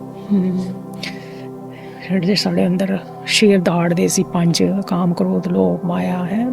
ਪ੍ਰਕਿਰਤੀ ਦੇ ਜਿਹੜੇ 3 ਗੁਣ ਸੀ, ਰਜੋ ਸਤੋ ਤਮੋ, ਜਿਸ ਨੂੰ ਗੁਰੂ ਗ੍ਰੰਥ ਸਾਹਿਬ 'ਚ ਕਿਹਾ ਆ, 3 ਆਵਰ ਕੀ ਚੂਕੀ ਘੇਰ। ਔਰ ਕਹਿ ਰਹੇ ਨੇ 5 ਸ਼ੇਰ ਰਾਖੇ ਪ੍ਰਭੂ ਮਾਰੇ, 10 ਬਿਉੜੀ ਲਈ ਨਿਵਾਰੀ ਕਿ ਜਿਹੜੇ 10 ਸੀ ਉਹ ਵੀ ਖਤਮ ਹੋ ਗਏ, ਜਿਹੜੇ 5 ਸੀ ਉਹ ਵੀ ਸਾਡੇ ਸ਼ੇਰ ਜਿਹੜੇ ਦਿਹਾੜਨੇ ਬੰਦ ਹੋ ਗਏ ਆ। ਔਰ ਜਿਹੜੇ 3 ਸੀਗੇ ਸਾਡੇ, ਤਿੰਨਾਂ ਦੇ ਚੱਕਰ 'ਚ ਅਸੀਂ ਫਸੇ ਹੋਏ ਸੀ ਸਤੋਰ 'ਚ, ਉਹ ਵੀ ਸਾਡੇ ਖਤਮ ਹੋ ਗਏ ਨੇ। ਅਤੇ ਫਿਰ ਅਸੀਂ ਅਸਲੀ ਬੰਦਾ ਜੀਂਦਾ, ਅਸਲੀ ਬੰਦੇ ਦਾ ਜਨਮ ਹੁੰਦਾ। ਉਹ ਤੋਂ ਪਹਿਲਾਂ ਸਿਰਫ ਬੰਦਾ ਪਰਮ 'ਚ ਜੀਂਦਾ ਹੈ, ਨਕਲੀ ਜੀਣਾ ਹੈ। ਅਤੇ ਉਸੇ ਨੂੰ ਸਾਡੇ ਸੰਤ ਕਹਿ ਰਹੇ ਨੇ ਕਿ ਇਹ ਮੁਰਦੋ ਕਾ ਗਾਉਂ, ਸੱਚ ਸਭ ਮੁਰਦੇ ਘੁੰਮ ਰਹੇ ਨੇ। ਔਰ ਸੱਚ ਸੁਣ ਕੇ ਫਿਰ ਵਿਰੋਧ ਕਰਦੇ ਨੇ, ਹਜ਼ਾਰਾਂ ਕਮੈਂਟ ਆਉਂਦੇ ਨੇ, ਫਿਰ ਵਿਰੋਧ ਕਰਦੇ ਨੇ ਲੋਕੀ ਕਿ ਕਿਸੇ ਤਰ੍ਹਾਂ ਸੱਚ ਬੋਲਣਾ ਦੁਨੀਆ ਬੰਦ ਕਰ ਦੇ। ਪਰ ਉਹ ਬੰਦ ਨਹੀਂ ਕਰ ਸਕਦੇ, ਸਾਡੇ ਸੰਤਾਂ ਨੇ ਬੰਦ ਨਹੀਂ ਕੀਤਾ, ਨਹੀਂ ਕਰ ਸਕਦਾ, ਕਿਸੇ ਸ਼ਰਤ 'ਤੇ ਨਹੀਂ ਕਰ ਸਕਦਾ। ਜਿੰਨਾ ਚਿਰ ਸੁੱਤਾ ਸੀ ਉਨੀ ਦੇਰ ਬੰਦ ਹੋ ਸਕਦਾ, ਉਨੀ ਸਿਰ ਚੁੱਪ ਕਰਕੇ ਬੈਠ ਸਕਦਾ। ਪਰ ਜਿੱਥੇ ਹੁਣ ਰੋਸ਼ਨੀ ਹੋ ਗਈ ਆ, ਜਿੱਥੇ ਹੁਣ ਗਿਆਨ ਆ ਗਿਆ, ਜਿੱਥੇ ਮਾਂ ਸਰਸਵਤੀ ਆ ਗਈ ਆ, ਜਿੱਥੇ ਮਾਂ ਲਕਸ਼ਮੀ ਦਾ ਅਸਲੀ ਜਨਮ ਹੋ ਗਿਆ, ਜਿੱਥੇ ਅਸਲੀ ਕਾਲੀ ਆ ਗਈ ਆ ਹੈ, ਅਸਲੀ ਦੁਰਗਾ ਆ ਗਈ ਆ। ਦੁਰਗਾ ਕਿੱਦਾਂ ਚੁੱਪ ਕਰ ਜਾਵੇ? ਦੁਰਗਾ ਦੇਖੀ ਨਹੀਂ ਕਿਸ ਤਰ੍ਹਾਂ ਕਰੋਚ ਦਿਖਾਉਂਦੇ ਆ, ਉਹਨੂੰ ਫਿਰ ਚੁੱਪ ਕਰਨਾ ਆਸਾਨ ਨਹੀਂ। ਫਿਰ ਰਾਕਸ਼ਸ ਤਾਂ ਕਿਸੇ ਨਾ ਕਿਸੇ ਤਰ੍ਹਾਂ ਖਾਤਮਾ ਕਰੇਗੀ, ਕਿਉਂਕਿ ਆਪਣੇ ਰਾਕਸ਼ਸ ਖਤਮ ਹੋ ਗਏ ਆ ਜਿਹੜੇ। ਹੁਣ ਕੋਈ ਨਹੀਂ ਬਚਿਆ ਜਿਹੜਾ ਤੁਹਾਨੂੰ ਰੋਕ ਸਕੇ ਕਿ ਨਹੀਂ ਰਾਕਸ਼ਸਾਂ ਦਾ ਖਾਤਮਾ ਕਰਨਾ। ਉਸ ਹਰ ਗ੍ਰੰਥ ਸਾਨੂੰ ਮਾਂ ਦੀ ਪਰਿਭਾਸ਼ਾ ਸਮਝਾ ਰਿਹਾ ਹੈ, ਮਾਂ ਦੀ ਕੀਮਤ ਸਮਝਾ ਰਿਹਾ ਹੈ, ਔਰ ਮਾਂ ਦਾ ਖੇਲ ਸਮਝਾ ਰਿਹਾ ਹੈ, ਔਰ ਇਸ ਖੇਲ ਤੋਂ ਬਾਹਰ ਹੋਣ ਦੀ ਵਿਧੀ ਵੀ ਦੱਸ ਰਿਹਾ ਹੈ, ਰਸਤਾ ਵੀ ਦਿਖਾ ਰਿਹਾ। ਉਹ ਮਰਜ਼ੀ ਸਾਡੀ ਆ ਕਿ ਅਸੀਂ ਕਰਮਕਾਂਡਾਂ 'ਚ ਫਸੇ ਰਹਿਣਾ ਹੈ, ਵਰਤਾਂ 'ਚ ਉਲਝੇ ਰਹਿਣਾ ਆ, ਇਸ ਪੂਜਾ ਪਾਠ 'ਚ ਜਾਂ ਇਸ ਨਮਨ 'ਚ ਹੀ ਗਿਆਨ ਨੂੰ ਸਿਰਫ ਨਮਨ ਕਰਕੇ ਹੀ ਨਿਕਲ ਜਾਣਾ ਹੈ, ਲੰਗਰ ਪ੍ਰਸ਼ਾਦ ਖਾ ਕੇ ਹੀ, ਜਾਂ ਇਸ ਨੂੰ ਸਮਝ ਕੇ ਖੁਦ ਨੂੰ ਜਗਾ ਲੈਣਾ ਹੈ, ਇਸ ਮੁਰਦਿਆਂ ਦੇ ਗਾਂਵ 'ਚੋਂ ਬਾਹਰ ਨਿਕਲ ਜਾਣਾ ਹੈ, ਅਸਲੀ ਜੀਵਨ ਜੀਣਾ ਹੈ। ਚੋਇਸ ਤੁਹਾਡੀ ਹੈ। ਤੁਸੀਂ ਜਗ ਜਾਓ ਔਰ ਦਹਾੜੋ ਨਾ, ਐਸਾ ਕਦੀ ਹੋ ਨਹੀਂ ਸਕਦਾ। ਤੁਸੀਂ ਜਗ ਜਾਓ, ਸਰਸਵਤੀ ਜਗ ਜਾਏ ਔਰ ਤੁਸੀਂ ਸਾਡੇ ਅੰਦਰ ਕ੍ਰਾਂਤੀ ਨਾ ਆਵੇ, ਐਸਾ ਕੁਝ ਹੋ ਨਹੀਂ ਸਕਦਾ। ਜਿਹੜੇ ਗੁਰੂ ਡੇਰਿਆਂ 'ਚ ਜਾ ਕੇ ਬੈਠੇ ਰਹਿੰਦੇ, ਲੰਗਰ ਪ੍ਰਸ਼ਾਦ ਖਾ ਕੇ ਬੈਠ ਜਾਂਦੇ, ਉੱਥੇ ਕੋਈ ਸਰਸਵਤੀ ਦਾ ਜਨਮ ਨਹੀਂ ਹੋਇਆ, ਉੱਥੇ ਕੋਈ ਕ੍ਰਾਂਤੀ ਨਹੀਂ ਆਈ, ਉੱਥੇ ਕੋਈ ਦਹਾੜਨਾ ਨਹੀਂ ਹਜੇ ਹੋਇਆ, ਹਜੇ ਕੋਈ ਕਾਲੀ ਨਹੀਂ ਜਗੀ ਉਹਨਾਂ ਦੇ ਅੰਦਰ, ਕੋਈ ਲక్ష్ਮੀ ਨਹੀਂ ਜਗੀ, ਕੋਈ ਆਤਮ ਗਿਆਨ ਨਹੀਂ ਹੋਇਆ। ਜਿਹੜੇ ਬੈਠ ਕੇ ਇਸ ਤਰ੍ਹਾਂ ਚੁੱਪ ਕਰਕੇ ਬੈਠ ਜਾਂਦੇ ਨੇ, ਉਹਨਾਂ ਦੇ 5 ਸਿੰਘ ਹਜੇ ਨਹੀਂ ਮਰੇ। ਜਿਹੜੇ ਸੋਨੇ ਚਾਂਦੀ ਦੇ ਮਹਿਲ ਬਣਾ ਰਹੇ ਨੇ ਧਰਮ ਦੇ ਨਾਂ 'ਤੇ, ਵੱਡੇ ਵੱਡੇ ਡੇਰੇ ਬਣਾ ਰਹੇ, ਸਭ ਸੁੱਤੇ ਹੋਏ ਨੇ। ਜਿੱਥੇ ਮਾਂ ਦੇਵੀ ਦੀਆਂ ਸ਼ਕਤੀਆਂ ਜਗ ਗਈਆਂ, ਉੱਥੇ ਚੁੱਪ ਨਹੀਂ ਰਿਹਾ ਜਾ ਸਕਦਾ। ਜਿਹੜੇ ਗੁਰੂ 10 ਦੀ ਗੱਲ ਕਰ ਰਹੇ ਨੇ ਨਾ, 10 ਕਰਮ ਇੰਦਰੀਆਂ ਮੇਰੀਆਂ ਜਿਹੜੀਆਂ ਕਿ ਉਹਨਾਂ 'ਤੇ ਗਿਆਨ ਨਾਲ ਮੈਂ ਬੀਜੇ ਪਾ ਲਈ ਹੈ, ਜਿੱਦਾਂ ਕਹਿੰਦੇ ਆ। ਇਹ 10 ਰਾਵਣ ਦੇ ਸਿਰ ਵੀ ਤੁਸੀਂ ਕਹਿ ਸਕਦੇ ਹੋ ਕਿ ਰਾਵਣ ਦੇ 10 ਸਿਰ ਦਾ ਪ੍ਰਤੀਕ ਵੀ ਮੰਨ ਸਕਦੇ ਕਿ ਕਹਿੰਦੇ ਮੈਂ 10 ਤੋਂ ਹੀ ਮੁਕਤੀ ਪਾ ਲਈ ਹੈ। 5 ਗਿਆਨ ਇੰਦਰੀਆਂ, ਕਰਮ ਇੰਦਰੀਆਂ, ਇਹਨਾਂ 10 ਤੋਂ ਹੀ ਮੈਂ ਮੁਕਤ ਹੋ ਗਿਆ ਹੈ, ਔਰ ਇਸੇ ਨੂੰ ਰਾਵਣ ਦੇ ਸਿਰ ਵੀ ਕਿਹਾ ਹੈ ਕਿ ਇਹਨਾਂ ਤੋਂ ਮੇਰੀ ਮੁਕਤੀ ਹੋ ਗਈ। ਇਸ ਤਰ੍ਹਾਂ ਵੀ ਤੁਸੀਂ ਕਹਿ ਸਕਦੇ ਹੋ। ਪਹਿਲੀ ਵਾਰ ਇਨਸਾਨ ਦਾ ਜਨਮ ਹੁੰਦਾ ਹੈ ਇਹਨਾਂ ਇੰਦਰੀਆਂ ਤੋਂ ਉੱਪਰ ਉੱਠ ਕੇ ਜੀਣਾ। ਗਿਆਨ ਇੰਦਰੀਆਂ, ਕਰਮ ਇੰਦਰੀਆਂ ਤੋਂ ਇੱਕ ਉੱਪਰ ਦੀ ਇੱਕ ਸਮਝ ਪੈਦਾ ਹੁੰਦੀ, ਜਿਸ ਨੂੰ ਆਤਮ ਗਿਆਨ ਕਹਿੰਦੇ ਆ, ਜਿਸ ਨੂੰ ਬੋਧ ਕਹਿੰਦੇ ਨੇ ਸਾਡੇ ਸੰਤ, ਸਾਡੇ ਸੂਫੀ। ਉਹ ਸਭ ਨੂੰ ਜਗਾਣੇ ਨੂੰ ਕਹਿ ਰਹੇ ਨੇ ਕਿ ਜਿਸ ਤਰ੍ਹਾਂ ਅਸੀਂ ਸਕੂਲ ਜਾ ਕੇ ਡਿਪਲੋਮਾ ਲੈ ਕੇ ਫਿਰ ਕਮਾਈ ਕਰ ਸਕਦੇ ਹਾਂ, ਆਪਣਾ ਜੀਵਨ ਸੁਖੀ ਕਰ ਸਕਦੇ ਹਾਂ ਸਰੀਰਕ ਤੌਰ 'ਤੇ, ਭੌਤਿਕ ਤੌਰ 'ਤੇ, ਇਸੇ ਤਰ੍ਹਾਂ ਜਦੋਂ ਸਾਨੂੰ ਆਤਮ ਗਿਆਨ ਹੋ ਜਾਂਦਾ ਵੀ ਇੱਕ ਡਿਪਲੋਮਾ ਕਹਿ ਲਓ, ਇੱਕ ਗਿਆਨ ਤੋਂ ਬਾਅਦ ਜਦੋਂ ਇੱਕ ਜਾਗਣਾ ਹੁੰਦਾ ਹੈ ਇਹਨਾਂ ਕਰਮ ਇੰਦਰੀਆਂ 'ਤੇ, ਗਿਆਨ ਇੰਦਰੀਆਂ 'ਤੇ ਜਦੋਂ ਦੀ ਸਮਝ 'ਤੇ ਜਦੋਂ ਨਾਲ ਤੁਸੀਂ ਕਾਬੂ ਕਰ ਲੈਂਦੇ ਹੋ, ਇਹਨਾਂ ਨੂੰ ਆਪਣੇ ਬਸ ਕਰ ਲੈਂਦੇ, ਇੱਕ ਤਰ੍ਹਾਂ ਡਿਪਲੋਮਾ ਕੱਢਣਾ, ਆਤਮ ਗਿਆਨ ਹੋ ਗਿਆ, ਬੋਧ ਹੋ ਗਿਆ। ਤੋ ਇਹ ਅਸਲੀ ਜਗਣਾ ਹੁੰਦਾ, ਇਹ ਅਸਲੀ ਫਿਰ ਡਿਪਲੋਮਾ ਹੁੰਦਾ ਹੈ। ਇਸ ਤੋਂ ਬਿਨਾਂ ਦੁਨੀਆ ਵਿੱਚ ਤੁਸੀਂ ਸੁਖੀ ਰਹਿ ਹੀ ਨਹੀਂ ਸਕਦੇ। ਸਕਸੈਸ ਪਾ ਕੇ ਵੀ ਤੁਸੀਂ ਨਹੀਂ ਪਾਈ, ਜਨਮ ਲੈ ਕੇ ਵੀ ਤੁਸੀਂ ਜਨਮੇ ਨਹੀਂ। ਸਾਡੇ ਸੰਤ, ਸਾਡੇ ਸੂਫੀ ਕਹਿੰਦੇ ਨੇ ਹਜੇ ਤੁਸੀਂ ਅਨਪੜ੍ਹ ਹੀ ਹੋ ਇਸ ਦੁਨੀਆ ਦੇ ਵਿੱਚ, ਮਰੇ ਹੋਏ ਮੁਰਦੇ ਹੀ ਹੋ ਇਸ ਦੁਨੀਆ ਦੇ। ਸਾਧੂ ਜੇ ਮੁਰਦੋਂ ਕਾ ਗਾँव, ਜਿੰਦਾ ਨਹੀਂ ਹਜੇ ਹੋਏ, ਜੀਵਨ ਨਹੀਂ ਹਜੇ ਸ਼ੁਰੂ ਹੋਇਆ, ਸਿਰਫ ਦੇਹ ਦੇ ਤਲ 'ਤੇ ਹੀ ਹੈ ਅਜੇ ਸਾਰਾ ਕੁਝ ਖੇਲ ਚੱਲ ਰਿਹਾ। ਪ੍ਰਕਿਰਤੀ ਦੇ ਤੌਰ 'ਤੇ ਮਾਇਆ ਦੇ ਵਿੱਚ ਹੀ ਅਜੇ ਤੁਸੀਂ ਖੇਡ ਰਹੇ ਹੋ। ਇਸ ਖੇਡ ਦੇ ਰਾਜਾ ਨਹੀਂ ਹੋਏ ਹੋਏ ਜੀ, ਮਾਲਿਕ ਨਹੀਂ ਹੋਏ ਹੋ, ਜਿੱਤੇ ਨਹੀਂ ਹੋ ਉਸ ਖੇਡ ਨੂੰ ਤੁਸੀਂ ਅਜੇ। ਜਿਹੜੇ ਕਹਿ ਰਹੇ ਨੇ ਸਾਡੇ ਸੰਤ, ਸਾਡੇ ਸੂਫੀ, ਜਿੱਦਣ ਜਿੱਤ ਕੇ ਤੁਸੀਂ ਬੰਦੇ ਕੁਛ ਹੋਰ ਹੋ ਜਾਓਗੇ, ਤੁਹਾਡੀਆਂ ਗੱਲਾਂ ਕੁਛ ਹੋਰ ਹੋ ਜਾਊਗੀਆਂ। ਇਹ 5 ਤੱਤਵਾਂ ਦਾ ਬਣਿਆ ਹੋਇਆ ਪੁਤਲਾ ਪਹਿਲੀ ਵਾਰ ਗਰਜਦਾ ਹੈ ਜਦੋਂ ਇਸ ਦੇ ਅੰਦਰ ਗਿਆਨ ਜਗਦਾ, ਜਦੋਂ ਸਰਸਵਤੀ ਜਗਦੀ ਹੈ ਔਰ ਕਾਲੀ ਜਗਦੀ ਹੈ। ਨਹੀਂ ਤਾਂ ਇਹ ਵਜੇ ਪੀਪਾ ਜਿਹੜਾ ਭੌਂ ਭੌਂ ਕਰਦਾ ਫਿਰਦਾ ਸਾਰੀ ਜਗ੍ਹਾ 'ਤੇ, ਸ਼ੋਰ ਮਚਾਉਂਦਾ ਫਿਰਦਾ ਹੈ। ਔਰ ਪਹਿਲੀ ਵਾਰ ਇਸ ਪੀਪੇ ਦੇ ਵਿੱਚ 5 ਰੂਪੀ ਤੱਤਵਾਂ ਦਾ ਬਣਿਆ ਹੋਇਆ ਪੀਪਾ ਜਿਹੜਾ ਹੈ ਨਾ, ਪਹਿਲੀ ਵਾਰ ਗਰਜਦਾ ਹੈ ਜਦੋਂ ਇਸ ਨੂੰ ਗਿਆਨ ਹੁੰਦਾ ਹੈ, ਆਤਮ ਗਿਆਨ ਹੁੰਦਾ। ਕਿਉਂਕਿ ਧਰਮ ਦੇ ਨਾਂ 'ਤੇ ਕਿੱਦਾਂ ਪੋਡਕਾਸਟ ਬਣਾ ਰਹੇ ਨੇ, ਉਹਦੇ ਵਿੱਚ ਮੌਤ ਬਾਰੇ ਕਹਿ ਰਹੇ ਕਿ 5 ਦੂਤ ਆਉਂਦੇ ਆ, ਫਲਾਨਾ ਹੁੰਦਾ, ਫਿਰ ਉਹਨੂੰ ਲੈ ਕੇ ਲੈਣ ਆਉਂਦੇ ਆ, ਫਿਰ ਉਹਨੂੰ ਫਲਾਨਾ ਕਰਨ ਆਉਂਦੇ ਆ। ਲੋਕ ਕਿੰਨਾ ਸੁਣਦੇ ਉਹਨਾਂ ਨੂੰ। ਆਹ ਨੇ 5 ਦੂਤ ਜਿਹਨਾਂ ਨੂੰ ਜੀਂਦੇ ਜੀ ਮਾਰਨਾ ਹੁੰਦਾ।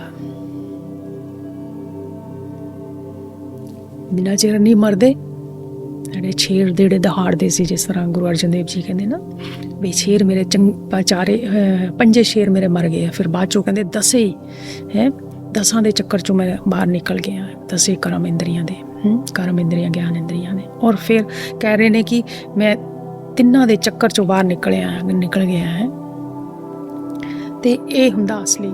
ਕਿਉਂ ਮੌਤ ਦੀਆਂ ਗੱਲਾਂ ਬੈਠ ਕੇ ਤਾਂ ਕਰਨੀਆਂ ਬੜੀਆਂ ਆਸਾਨ ਆ। ਤੂੰ ਵੀ ਜੀਂਦਾ ਹੈ, ਜਿਹੜਾ ਸਾਹਮਣੇ ਬੈਠਾ ਉਹ ਵੀ ਜੀਂਦਾ, ਨਾ ਉਹਨੇ ਮਰ ਕੇ ਦੇਖਿਆ ਨਾ ਤੂੰ ਮਰ ਕੇ ਦੇਖਿਆ। ਭਾਵੇਂ 5 ਕਹਿ ਲਾ ਦੂਤਾਂ ਦੇ ਲੈਣ, ਚਾਹੇ 10 ਕਹਿ ਲਾ ਚਾਹੇ 20 ਕਹਿ ਲਾ, ਜੋ ਮਰਜ਼ੀ ਕਹਾਣੀਆਂ ਬਣਾਈ ਜਾਓ। ਇੱਦਾਂ ਦੀਆਂ ਕਹਾਣੀਆਂ ਬਣਾਉਂਦੇ ਆ। ਕੋਈ ਕਹਿੰਦਾ ਮੈਂ ਸਵਰਗ ਗਿਆ ਸੀ, ਉੱਥੇ ਨਰਕ ਦੇਖਿਆ, ਮੈਂ ਸਵਰਗ ਦੇਖਿਆ। ਇੱਕ ਬੀਬੀ ਜੀ ਲੱਗੀ ਹੋਈ ਸੀ ਗੱਲਾਂ ਕਰਨ ਇਸ ਤਰ੍ਹਾਂ, ਅਤੇ ਮੈਂ ਉੱਥੇ ਦੇਖ ਕੇ ਆਈ, ਅਤੇ ਮੈਂ ਇੱਥੇ ਬੈਠੀ ਆ, ਮੈਨੂੰ ਦੀਂਦੇ ਆ ਸਾਰੇ ਜਿਹੜੇ ਦੇਹ ਤੋਂ ਬਿਨਾਂ ਲੋਕੀ ਦੀਂਦੇ ਨੇ, ਮੈਨੂੰ ਭੂਤ ਦੀਂਦੇ ਨੇ, ਮੈਨੂੰ ਫਲਾਨਾ ਦਿੰਦੇ। ਇੱਦਾਂ ਦੀਆਂ ਗੱਲਾਂ ਕਰਨੀਆਂ ਬੜੀਆਂ ਆਸਾਨ ਨੇ।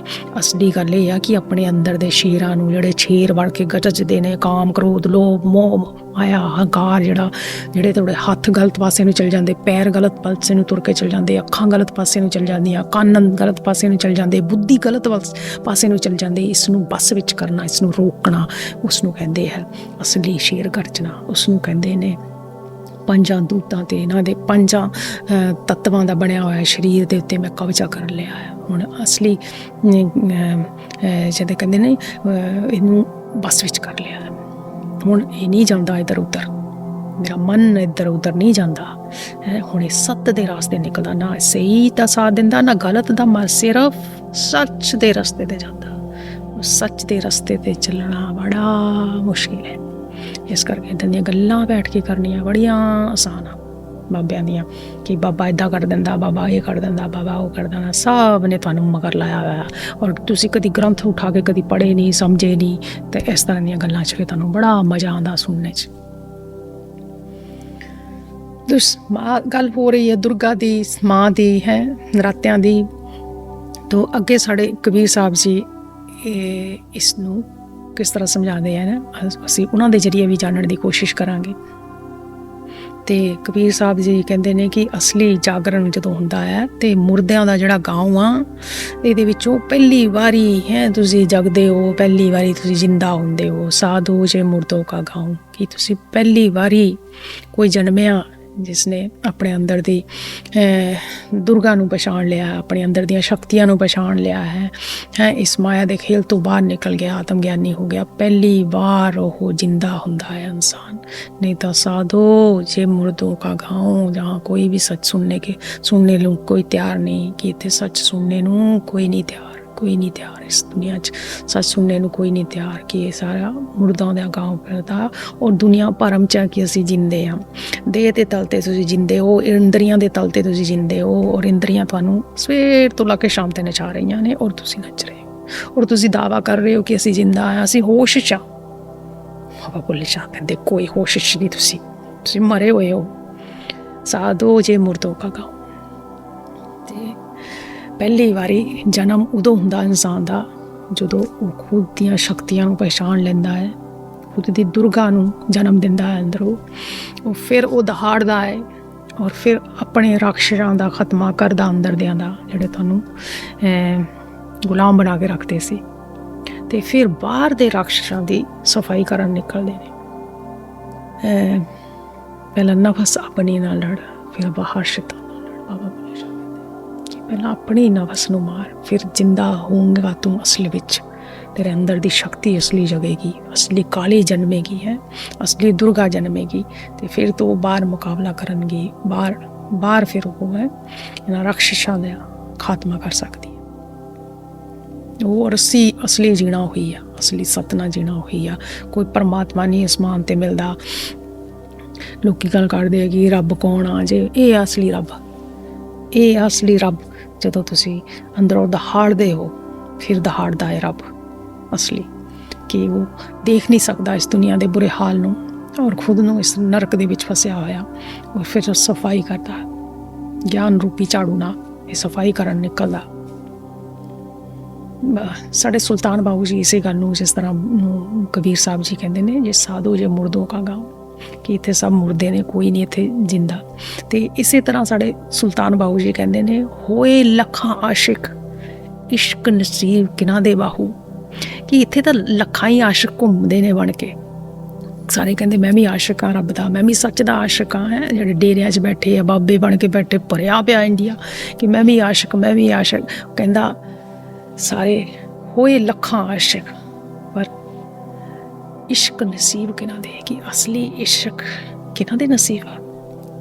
ਤਾਂ ਕੋਈ ਟਾਮਾ ਟਾਮਾ ਆ ਕਿ ਸਾਰੇ ਮੁਰਦੇ ਹੀ ਆਪਣੇ ਆਪ ਨੂੰ ਆਸ਼ਿਕ ਕਹੀ ਜਾਂਦੇ ਨੇ, ਭਰਮ 'ਚ ਨੇ ਕਿ ਅਸੀਂ ਆਸ਼ਿਕ ਹਾਂ ਸੱਤ ਦੇ, ਪਰਮਾਤਮਾ ਦੇ ਆਸ਼ਿਕ ਹਾਂ। ਹੈ ਅਸੀਂ ਯੋਗੀ ਬਣ ਗਏ ਹਾਂ, ਜਿਹੜੇ ਕੱਪੜੇ ਪਾ ਕੇ ਬਹਿ ਜਾਂਦੇ ਆ, ਨੀਲੇ ਪੀਲੇ ਰੰਗ ਮਾਲਾਵਾਂ ਪਾ ਕੇ ਬਹਿ ਜਾਂਦੇ ਆ, ਇੰਨੀਆਂ ਹੈ ਭੇਸ ਬਣਾ ਕੇ ਬਹਿ ਜਾਂਦੇ ਆ ਕਿ ਇੰਨਾਂ ਦੇ ਆਸ਼ਿਕ ਤਾਂ ਲੱਖਾਂ ਹੀ ਹੋ ਗਏ ਆ, ਭਰੀ ਪਈ ਦੁਨੀਆ ਇੱਦਾਂ ਦੇ ਆਸ਼ਿਕਾਂ ਨਾਲ। ਪਰ ਇਸ਼ਕ ਨਸੀਬ ਕਿਹਨਾਂ ਦੇ, ਕਿ ਅਸਲੀ ਇਸ਼ਕ ਕਿਹਨਾਂ ਦੇ ਨਸੀਬ ਆ, ਕਿਹਨਾਂ ਨੂੰ ਸੂਲੀ ਮਿਲਦੀ ਆ, ਕਿਹਨਾਂ ਨੂੰ ਵਿਰੋਧ ਮਿਲਦਾ। ਦੁਨੀਆ ਵਿਰੋਧ ਕਰਦੀ, ਜਿਹੜਾ ਇਸ ਰਸਤੇ ਚੱਲਦਾ, ਇਹਨਾਂ ਦਾ ਕੌਣ ਵਿਰੋਧ ਕਰਦਾ? ਜਿਹੜੇ ਡੇਰਿਆਂ 'ਚ ਬੈਠੇ ਆ, ਸੰਤ ਬਾਬੇ ਬਣ ਕੇ ਬੈਠੇ, ਦੇਖਿਆ ਨਹੀਂ ਕਿੰਨੀ ਭੀੜ ਉਹਨਾਂ ਦੇ ਕੋਲ ਹੁੰਦੀ, ਲੱਖਾਂ ਕਰੋੜਾਂ ਦੇ ਹਿਸਾਬ ਨਾਲ ਭੀੜ ਹੁੰਦੀ ਆ ਉੱਥੇ। ਕਿਤੇ ਦੇ ਤੇਰੀ ਤੇ ਦੇ ਲੱਡੂ ਜਲੇਬੀ ਖਵਾਏ ਜਾਂਦੇ ਨੇ ਉਹਨਾਂ ਨੂੰ, ਪੈਸੇ ਦਿੱਤੇ ਜਾਂਦੇ ਨੇ, ਸੋਨਾ ਚਾਂਦੀ ਕਿਤੇ ਪਾ ਕੇ ਵੀ ਬੈਠੇ ਹੁੰਦੇ, ਮੁੰਦੀਆਂ ਘੜੀਆਂ ਛੜੀਆਂ ਸਭ ਲਾ ਕੇ ਬੈਠੇ ਹੁੰਦੇ ਆ। ਮੈਂ ਕਹਿੰਦੀ ਪਾਈ ਨਹੀਂ ਸਕਦੇ ਤੁਸੀਂ ਜਦੋਂ ਤੁਹਾਨੂੰ ਹੋਸ਼ ਆ ਗਈ ਨਕਲੀਪਨ ਤੋਂ ਬਾਹਰ। ਤੇ ਇਹ ਆਸ਼ਿਕ ਤਾਂ ਬਣੀ ਬੈਠੇ ਨੇ, ਪਰ ਇਸ਼ਕ ਨਸੀਬ ਕਿਹਨਾਂ ਦੇ, ਕਿ ਅਸਲੀ ਇਸ਼ਕ ਕਿਹਨਾਂ ਦੇ ਨਸੀਬ ਆ। ਇਹ ਵਿਰੋਧ ਜਿਹੜਾ ਮਿਲਦਾ ਜਦੋਂ ਤੁਸੀਂ ਸੱਤ ਦੇ ਰਾਹ ਦੇ ਲੰਘਦੇ, ਫਿਰ ਹੀ ਪਤਾ ਲੱਗਦਾ ਕਿ ਸੱਚਮੁੱਚ ਤੁਸੀਂ ਸੱਚ ਦੇ ਰਸਤੇ 'ਤੇ ਨਿਕਲੇ ਹੋ। ਕੱਲ੍ਹ ਹੀ ਹਜੇ ਮੈਨੂੰ ਕਿਸੇ ਨੇ ਕਮੈਂਟ ਕੀਤਾ ਕਿ ਤੁਸੀਂ ਇਹ ਸਾਰਾ ਕੁਝ ਕਿਉਂ ਦੱਸਦੇ ਆ। ਉਹ ਸੀਗਾ ਕਬੀਰ ਸਾਹਿਬ ਦੇ ਉੱਤੇ ਸੀਗਾ ਕਿ ਤੁਸੀਂ ਉਹ ਕਬੀਰ ਸਾਹਿਬ ਕਹਿੰਦੇ ਨੇ ਕਿ ਤੁਹਾਡਾ ਹੀਰਾ ਗੁਆਚ ਗਿਆ ਹੈ ਇਸ ਕਚਰੇ ਦੇ ਵਿੱਚ, ਇਸ ਮਾਇਆ ਦੇ ਵਿੱਚ, ਕਿ ਕੋਈ ਤੁਹਾਨੂੰ ਹੁਣ ਦੱਸ ਰਿਹਾ ਪਾਣੀ 'ਚ ਮਿਲੇਗਾ, ਕੋਈ ਦੱਸ ਰਿਹਾ ਹੈ ਤੁਹਾਨੂੰ ਇਹ ਪੱਥਰ 'ਚ ਮਿਲੇਗਾ, ਮੂਰਤੀ 'ਚ ਮਿਲੇਗਾ, ਤੀਰਥਾਂ 'ਤੇ ਮਿਲੇਗਾ, ਜਾਂ ਉੱਥੇ ਮਿਲੇਗਾ, ਜਾਂ ਉੱਥੇ ਮਿਲੇਗਾ। ਕਿ ਵੇਦ ਪੰਡਤ ਕਹਿੰਦਾ ਵੇਦ 'ਚ ਮਿਲੇਗਾ, ਕੁਰਾਨ 'ਚ ਮਿਲੇਗਾ, ਪੱਥਰ 'ਚ ਮਿਲੇਗਾ, ਪੂਜਾ ਨਾਲ ਮਿਲੇਗਾ। ਅਤੇ ਵੀ ਜਦੋਂ ਤੁਸੀਂ ਪਰਖ ਲਿਆ ਹੈ ਅਤੇ ਆਪ ਪਰਖ ਕਰੋਗੇ ਤਾਂ ਹੀ ਤੁਹਾਨੂੰ ਮਿਲੇਗਾ ਹੀਰਾ, ਅਤੇ ਫਿਰ ਤੁਸੀਂ ਆਪਣੀ ਗਠੜੀ 'ਚ ਬੰਨ੍ਹ ਲਓਗੇ ਅਤੇ ਫਿਰ ਉਹ ਖੋਲ੍ਹੇ ਨਹੀਂ ਖੁੱਲ੍ਹਣਾ ਕਿ ਉਹ ਗੱਠ। ਅਤੇ ਉਹ ਕਹਿੰਦਾ ਤੁਸੀਂ ਕਿਉਂ ਦੱਸਦੇ? ਫਿਰ ਪਹਿਲਾਂ ਮੈਂ ਸੋਚਿਆ ਕਿਉਂ ਕੋਈ ਇਸ ਤਰ੍ਹਾਂ ਕਹੇਗਾ, ਇੰਨੀ ਵਧੀਆ ਗੱਲ ਕੋਈ ਦੱਸ ਰਿਹਾ ਹੈ। ਅਤੇ ਕਹਿੰਦਾ ਜਿਹਨਾਂ ਨੂੰ ਲੋੜ ਹੋਊਗੀ ਆਪੇ ਪੜ੍ਹ ਲਿਆਗੇ। ਉਹ ਮੈਂ ਕਿਹਾ ਜ਼ਰੂਰ ਕੋਈ ਪੰਡਤ ਹੋਣਾ ਕਿ ਉਹਦੀ ਦੁਕਾਨਗੀਰੀ ਬੰਦ ਹੁੰਦੀ ਹੋਣੀ ਆ, ਅਤੇ ਫਿਰ ਉਹ ਵਿਰੋਧ ਕਰਦੇ ਨੇ ਸੱਚ ਦਾ, ਕਿਉਂਕਿ ਕੋਈ ਹਾਨੀ ਜਿਸ ਨੂੰ ਹੁੰਦੀ ਹੋਵੇ ਉਸ ਗੱਲ ਨਾਲ ਉਹਨੇ ਹੀ ਕਹਿਣਾ ਇਸ ਤਰ੍ਹਾਂ ਦੀ ਗੱਲ, ਹੋਰ ਕੌਣ ਕਹਿ ਸਕਦਾ ਇਸ ਤਰ੍ਹਾਂ। ਫਿਰ ਸੱਚ ਬੋਲਣ ਵਾਲਿਆਂ ਦੀ ਦੁਨੀਆ ਵਿਰੋਧ ਕਰਦੀ ਆ, ਚਾਹੇ ਉਹ ਕਮੈਂਟ ਦੇ ਜ਼ਰੀਏ ਕਰਦੀ ਆ, ਚਾਹੇ ਜਿਸ ਤਰ੍ਹਾਂ ਵੀ ਕਰਦੀ ਹੈ। ਸਮੇਂ ਦੇ ਨਾਲ ਢੰਗ ਬਦਲ ਜਾਂਦਾ ਕਰਨ ਦਾ ਹੈ। ਅੱਜ ਕੱਲ੍ਹ ਨਹੀਂ ਉਹ ਇਸ ਤਰ੍ਹਾਂ ਕਰ ਸਕਦੇ ਜਿਸ ਤਰ੍ਹਾਂ ਪਹਿਲਾਂ ਸਾਡੇ ਸੰਤਾਂ ਸੂਫੀਆਂ ਨੂੰ ਦੰਡ ਦਿੱਤਾ ਸੀ। ਕਾਨੂੰਨ ਵਿਵਸਥਾ ਇੰਨੀ ਸਹੀ ਨਹੀਂ ਸੀ, ਅਤੇ ਅੱਜ ਤਾਂ ਕੁਛ ਗੱਲ ਹੋਰ ਆ। ਪਰ ਚੱਲਦੀ ਚੋਰ ਬਜ਼ਾਰੀ ਅੱਜ ਵੀ ਬਹੁਤ। ਤੁਸੀਂ ਖੁਦ ਦੇਖੋ ਕਿ ਅਸਲ ਵਿੱਚ ਕ੍ਰਾਂਤੀ ਜਦੋਂ ਘਟਦੀ ਹੈ, ਜਾਗਰਣ ਹੁੰਦਾ ਹੈ, ਢੋਲ ਬਾਜੇ ਹੀ ਨਹੀਂ ਵਜਾਉਣਾ ਭਜਨ ਹੁੰਦਾ। ਅਗਿਆਨਤਾ ਤੋਂ ਜਗਣਾ ਅਸਲੀ ਹੈ ਭਜਨ ਹੁੰਦਾ ਆ, ਅਸਲੀ ਕੀਰਤਨ ਹੁੰਦਾ, ਅਸਲੀ ਢੋਲਕੀ ਵਜਾਉਣਾ ਹੁੰਦਾ ਹੈ। ਫਿਰ ਬੰਦਾ ਵਜਾਉਂਦਾ ਬਾਹਰ ਜਾ ਕੇ ਢੋਲਕੀਆਂ, ਯਾਨੀ ਕਿ ਸਭ ਨੂੰ ਫੜ ਕੇ ਗਿਆਨ ਦਿੰਦਾ, ਦੱਸਦਾ ਆ। ਇਸ ਤਰ੍ਹਾਂ ਕੀਤਾ ਸਾਡੇ ਸੰਤਾਂ ਨੇ, ਸਾਡੇ ਸੂਫੀਆਂ ਨੇ। ਫਿਰ ਸਾਰਿਆਂ ਨੂੰ ਦੱਸਦਾ ਹੈ ਕਿ ਇਹ ਇਸਦਾ ਅਸਲੀ ਢੋਲਕੀ ਤਬਲਾ ਵਜਾਉਣਾ। ਅਤੇ ਉਦੋਂ ਫਿਰ ਘਿਰਨਾ ਉੱਠਦੀ ਅੰਦਰ ਕਿ ਕੋਈ ਕਿਸ ਤਰ੍ਹਾਂ ਗਿਆਨਤਾ ਅਗਿਆਨਤਾ 'ਚ ਰਹਿ ਸਕਦਾ ਹੈ, ਕਿ ਇਹ ਰਾਖਸ਼ ਦੁਨੀਆ ਫਿਰ ਰਾਖਸ਼ਾਂ ਦੇ ਰੂਪ ਵਿੱਚ ਸਾਨੂੰ ਦਿਸਦੀ ਹੈ। ਜਿਹੜੇ ਰਾਖਸ਼ ਦੁਨੀਆ ਵਿੱਚ ਅੱਜ ਬੁਰਾ ਹਾਲ ਕਰ ਰਹੇ ਨੇ ਦੁਨੀਆ ਦੇ। ਅਤੇ ਰਾਖਸ਼ ਕੌਣ ਨੇ? ਇਹ ਧਰਮ ਦੇ ਠੇਕੇਦਾਰ ਸਭ ਤੋਂ ਵੱਡੇ ਰਾਖਸ਼ ਨੇ। ਇਹੀ ਤੁਹਾਡੀਆਂ ਜੜ੍ਹਾਂ ਕਮਜ਼ੋਰ ਕਰ ਰਹੇ। ਮੈਂ ਕਹਿੰਦੀ ਜੜ੍ਹਾਂ ਹੀ ਨਹੀਂ, ਤੁਹਾਡੀਆਂ ਜੜ੍ਹਾਂ ਕੱਟ ਰਹੇ ਨੇ।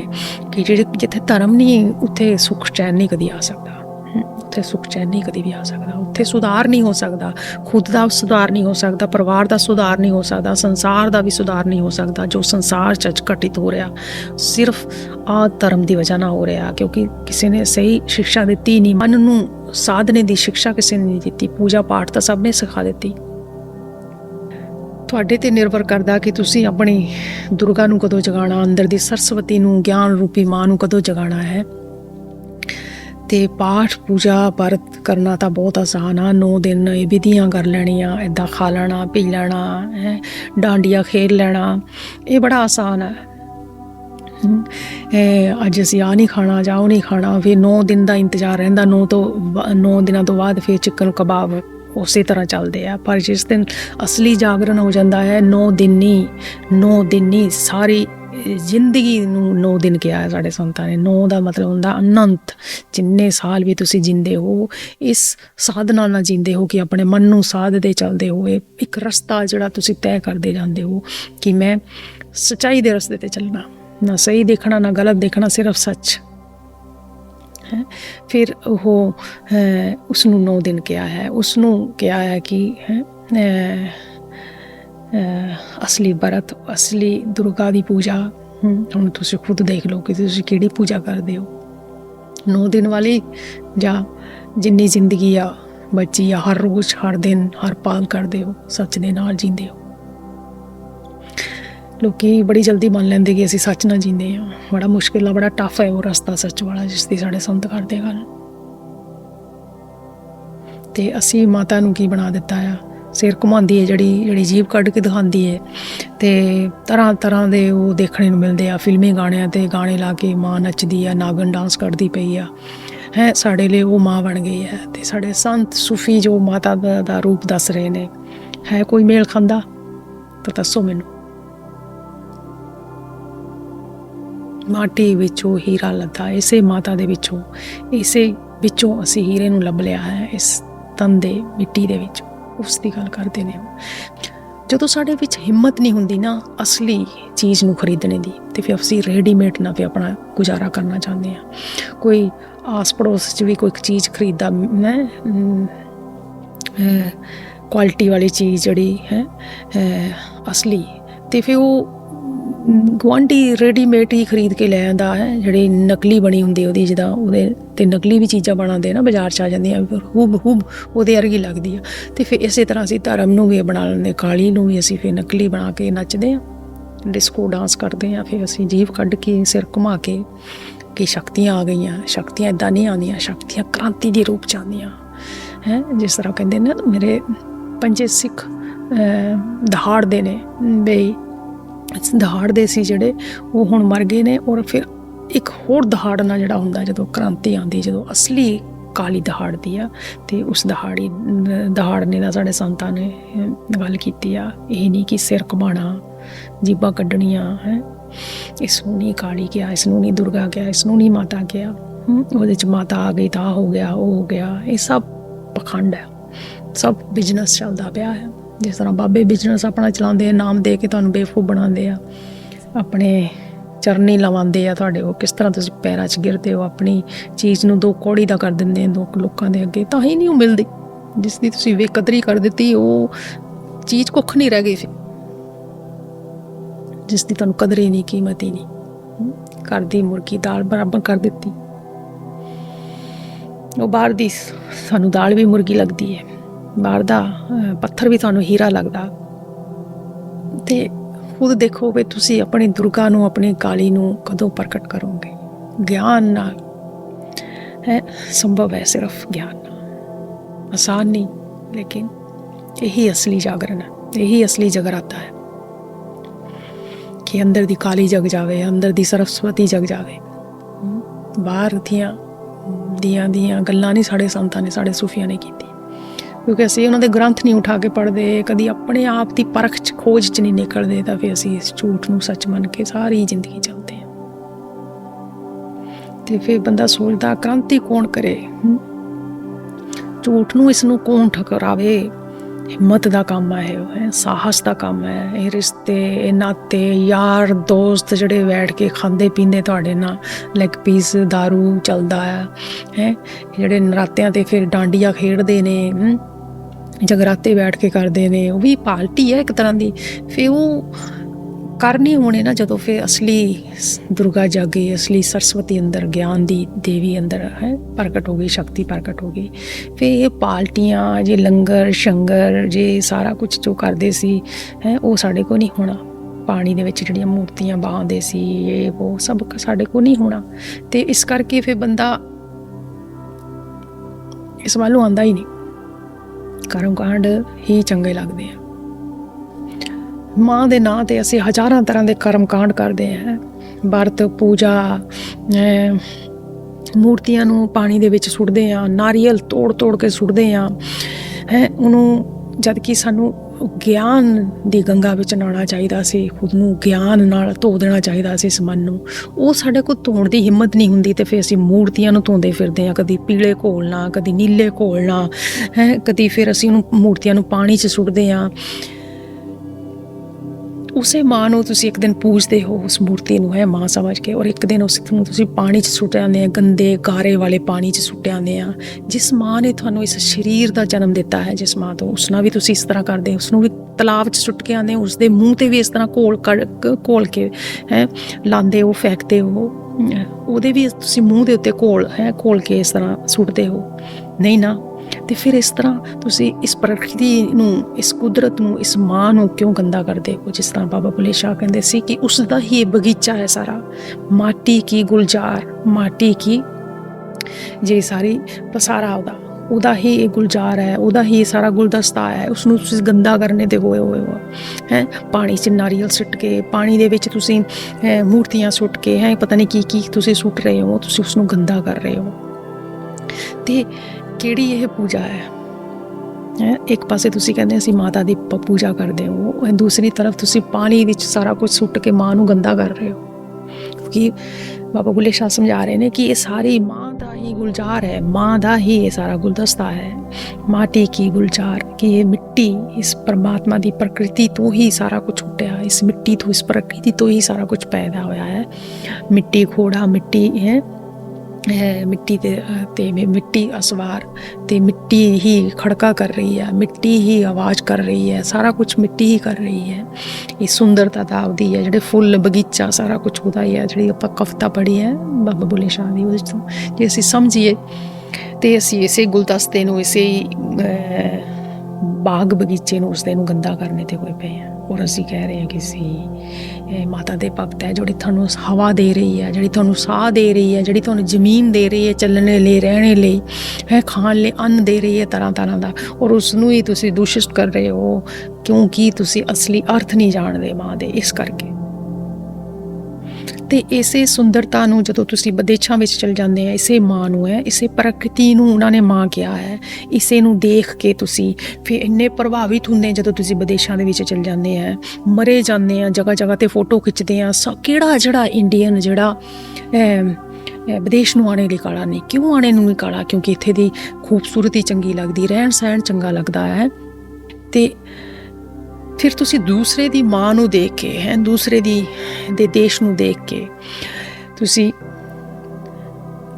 ਖੁਸ਼ ਹੁੰਦੇ ਹੋ, ਪ੍ਰਸ਼ੰਸਾ ਕਰਦੇ ਹੋ ਹੈ, ਜਗ੍ਹਾ ਜਗ੍ਹਾ ਤੇ ਫੋਟੋ ਖਿਚਵਾਉਂਦੇ ਹੋ, ਔਰ ਆਪਣੀ ਮਾਂ ਨੂੰ, ਆਪਣੀ ਪ੍ਰਕਿਰਤੀ ਨੂੰ ਗੰਦਾ ਕਰਦੇ ਹੋ। ਕਿਸ ਤਰ੍ਹਾਂ ਬੁਰਾ ਹਾਲ ਕਰਦੇ ਹੋ ਤੁਸੀਂ ਆਪਣੀ ਮਾਂ ਦਾ ਹੈ, ਮੂਰਤੀਆਂ ਸੁੱਟ ਕੇ, ਨਾਰੀਅਲ ਸੁੱਟ ਕੇ, ਗੰਦਮੰਦ ਸੁੱਟ ਕੇ ਹੈ। ਪਿਛਲੀ ਵਾਰੀ ਮੈਂ ਦੇਖਿਆ ਫਰਾਂਸ ਦੇ ਵਿੱਚ ਸੜਕ ਦੇ ਉੱਤੇ ਹਜ਼ਾਰਾਂ ਨਾਰੀਅਲ ਕਿਸ ਤਰ੍ਹਾਂ ਫੋੜ ਰਹੇ ਸੀ, ਸੁੱਟ ਕੇ ਫੋੜ ਕਰੀ ਜਾਂਦੇ ਸੀ। ਲੋਕਾਂ ਦੇ ਕਮੈਂਟ ਮੈਂ ਪੜ੍ਹੇ ਕਿਸ ਤਰ੍ਹਾਂ ਕਿ ਕੀ ਹੋ ਰਿਹਾ ਹੈ, ਕਿੱਥੇ ਹੋ ਰਿਹਾ। ਉਹ ਫਰਾਂਸ ਵਿੱਚ ਸੀਗਾ। ਜਿੱਥੇ ਵੀ ਤੁਸੀਂ ਜਾਂਦੇ ਹੋ ਆਪਣਾ ਇਹ ਕਹਿੰਦੇ ਆਦਤਾਂ, ਆਪਣਾ ਸਾਰੇ ਜਿਹੜਾ ਕਚਰਾ ਭਰਿਆ ਹੋਇਆ ਨਾਲ ਹੀ ਲੈ ਕੇ ਜਾਂਦੇ ਹੋ, ਜਿੱਥੇ ਜਾਂਦੇ ਹੋ ਉੱਥੇ ਗੰਦ ਪਾਉਂਦੇ ਹੋ ਤੁਸੀਂ ਹੈ। ਇੰਡੀਆ 'ਚ ਤੁਸੀਂ ਜਿੱਥੇ ਜਾਂਦੇ ਹੋ ਉੱਥੇ ਖੜ ਕੇ ਤੁਸੀਂ ਥੁੱਕਦੇ ਹੋ, ਗੰਦ ਪਾਉਂਦੇ ਹੋ, ਸਭ ਜਗ੍ਹਾ 'ਤੇ ਪਿਸ਼ਾਬ ਕਰਦੇ ਹੋ, ਕਿੰਨਾ ਗੰਦ ਪਾਉਂਦੇ ਹੋ। ਔਰ ਤੁਸੀਂ ਦੂਸਰਿਆਂ ਦਾ ਦੇਖ ਕੇ ਤੁਸੀਂ ਖੁਸ਼ ਹੁੰਦੇ ਹੋ। ਉੱਥੇ ਵੀ ਜਾ ਕੇ ਤੁਸੀਂ ਇਹੀ ਕਰਦੇ ਹੋ, ਉੱਥੇ ਵੀ ਇੰਨਾ ਹੀ ਗੰਦ ਪਾਉਂਦੇ ਹੋ ਤੁਸੀਂ। ਇੰਡੀਆ 'ਚ ਚੱਲ ਜਾਓ, ਕਿਸੇ ਰੈਸਟੋਰੈਂਟ ਜਾਂ ਕਿਸੇ ਵੀ ਜਗ੍ਹਾ 'ਤੇ ਤੁਸੀਂ ਰੁਕਦੇ ਹੋ, ਟੋਇਲਟ 'ਚ ਜਾਣ ਨੂੰ ਜੀਅ ਨਹੀਂ ਕਰਦਾ, ਇੰਨਾ ਗੰਦਾ ਤੁਸੀਂ ਕਰਦੇ ਹੋ। ਤੁਹਾਨੂੰ ਪਤਾ ਹੀ ਨਹੀਂ ਕਿ ਸਫਾਈ ਕੀ ਹੁੰਦੀ ਹੈ। ਤੁਸੀਂ ਸੋਚਦੇ ਨਹੀਂ ਕਿ ਮੈਂ ਇਸ ਜਗ੍ਹਾ 'ਤੇ ਪਲ ਦੋ ਪਲ ਬੈਠਦਾ ਬਤਾਨਾ ਹੈ, ਸਫਾਈ ਹੋਣੀ ਚਾਹੀਦੀ ਇੱਥੇ ਵੀ। ਤੁਹਾਡੇ ਲਈ ਉਹ ਗੰਦਾ ਕਚਰੇ ਵਾਲੀ ਜਗ੍ਹਾ ਉੱਥੇ ਨਹੀਂ ਸਾਫ਼ ਹੋਣੀ ਚਾਹੀਦੀ। ਜਗ੍ਹਾ ਜਗ੍ਹਾ 'ਤੇ ਸੜਕ ਦੇ ਮੋੜ 'ਤੇ ਕਿਸ ਤਰ੍ਹਾਂ ਕਚਰਾ ਸੁੱਟਿਆ ਹੁੰਦਾ ਹੈ, ਜਿਸ ਨੇ ਨੱਕ 'ਚ ਦਮ ਕੀਤਾ ਹੁੰਦਾ। ਕੁਛ ਹੋਸ਼ ਨਹੀਂ ਹੈ। ਜਿਹੜਾ ਬੰਦਾ ਆਪਣੇ ਅੰਦਰ ਦੇ ਰਾਖਸ਼ ਨੂੰ ਨਹੀਂ ਖ਼ਤਮ ਕਰ ਸਕਦਾ, ਉਹ ਫਿਰ ਬਾਹਰ ਵੀ ਆਪਣੀ ਰਾਖਸ਼ਗਿਰੀ ਹੀ ਦਿਖਾਉਂਦਾ। ਇਸ ਰੂਪ 'ਚ ਵੀ ਇਹ ਰਾਖਸ਼ਗਿਰੀ ਹੈ। ਰਾਖਸ਼ ਦਾ ਮਤਲਬ ਸਿਰਫ ਇਹੀ ਨਹੀਂ ਹੁੰਦਾ ਕਿ ਬਲਾਕਾਤ ਕਰਨਾ, ਕਿਸੇ ਦੀ ਹੱਤਿਆ ਕਰ ਦੇਣੀ, ਚੋਰ ਬਜ਼ਾਰੀ ਕਰਨੀ। ਇਹ ਵੀ ਇੱਕ ਤਰ੍ਹਾਂ ਦਾ ਰਾਖਸ਼ ਸੁਭਾਅ ਹੀ ਹੈ, ਜਿਹੜਾ ਤੁਸੀਂ ਆਪਣੇ ਆਪ ਨੂੰ ਸਾਫ਼ ਨਹੀਂ ਰੱਖ ਸਕਦੇ, ਆਪਣੇ ਆਸ ਪਾਸ ਨੂੰ ਸਾਫ਼ ਨਹੀਂ ਕਰ ਸਕਦੇ। ਉਸ ਸੜਕ ਤੋਂ ਤੁਸੀਂ ਰੋਜ਼ ਲੰਘਦੇ ਹੋ ਜਿਸ ਦੇ ਖਿਲਾਫ ਤੁਸੀਂ ਆਵਾਜ਼ ਨਹੀਂ ਉਠਾ ਸਕਦੇ।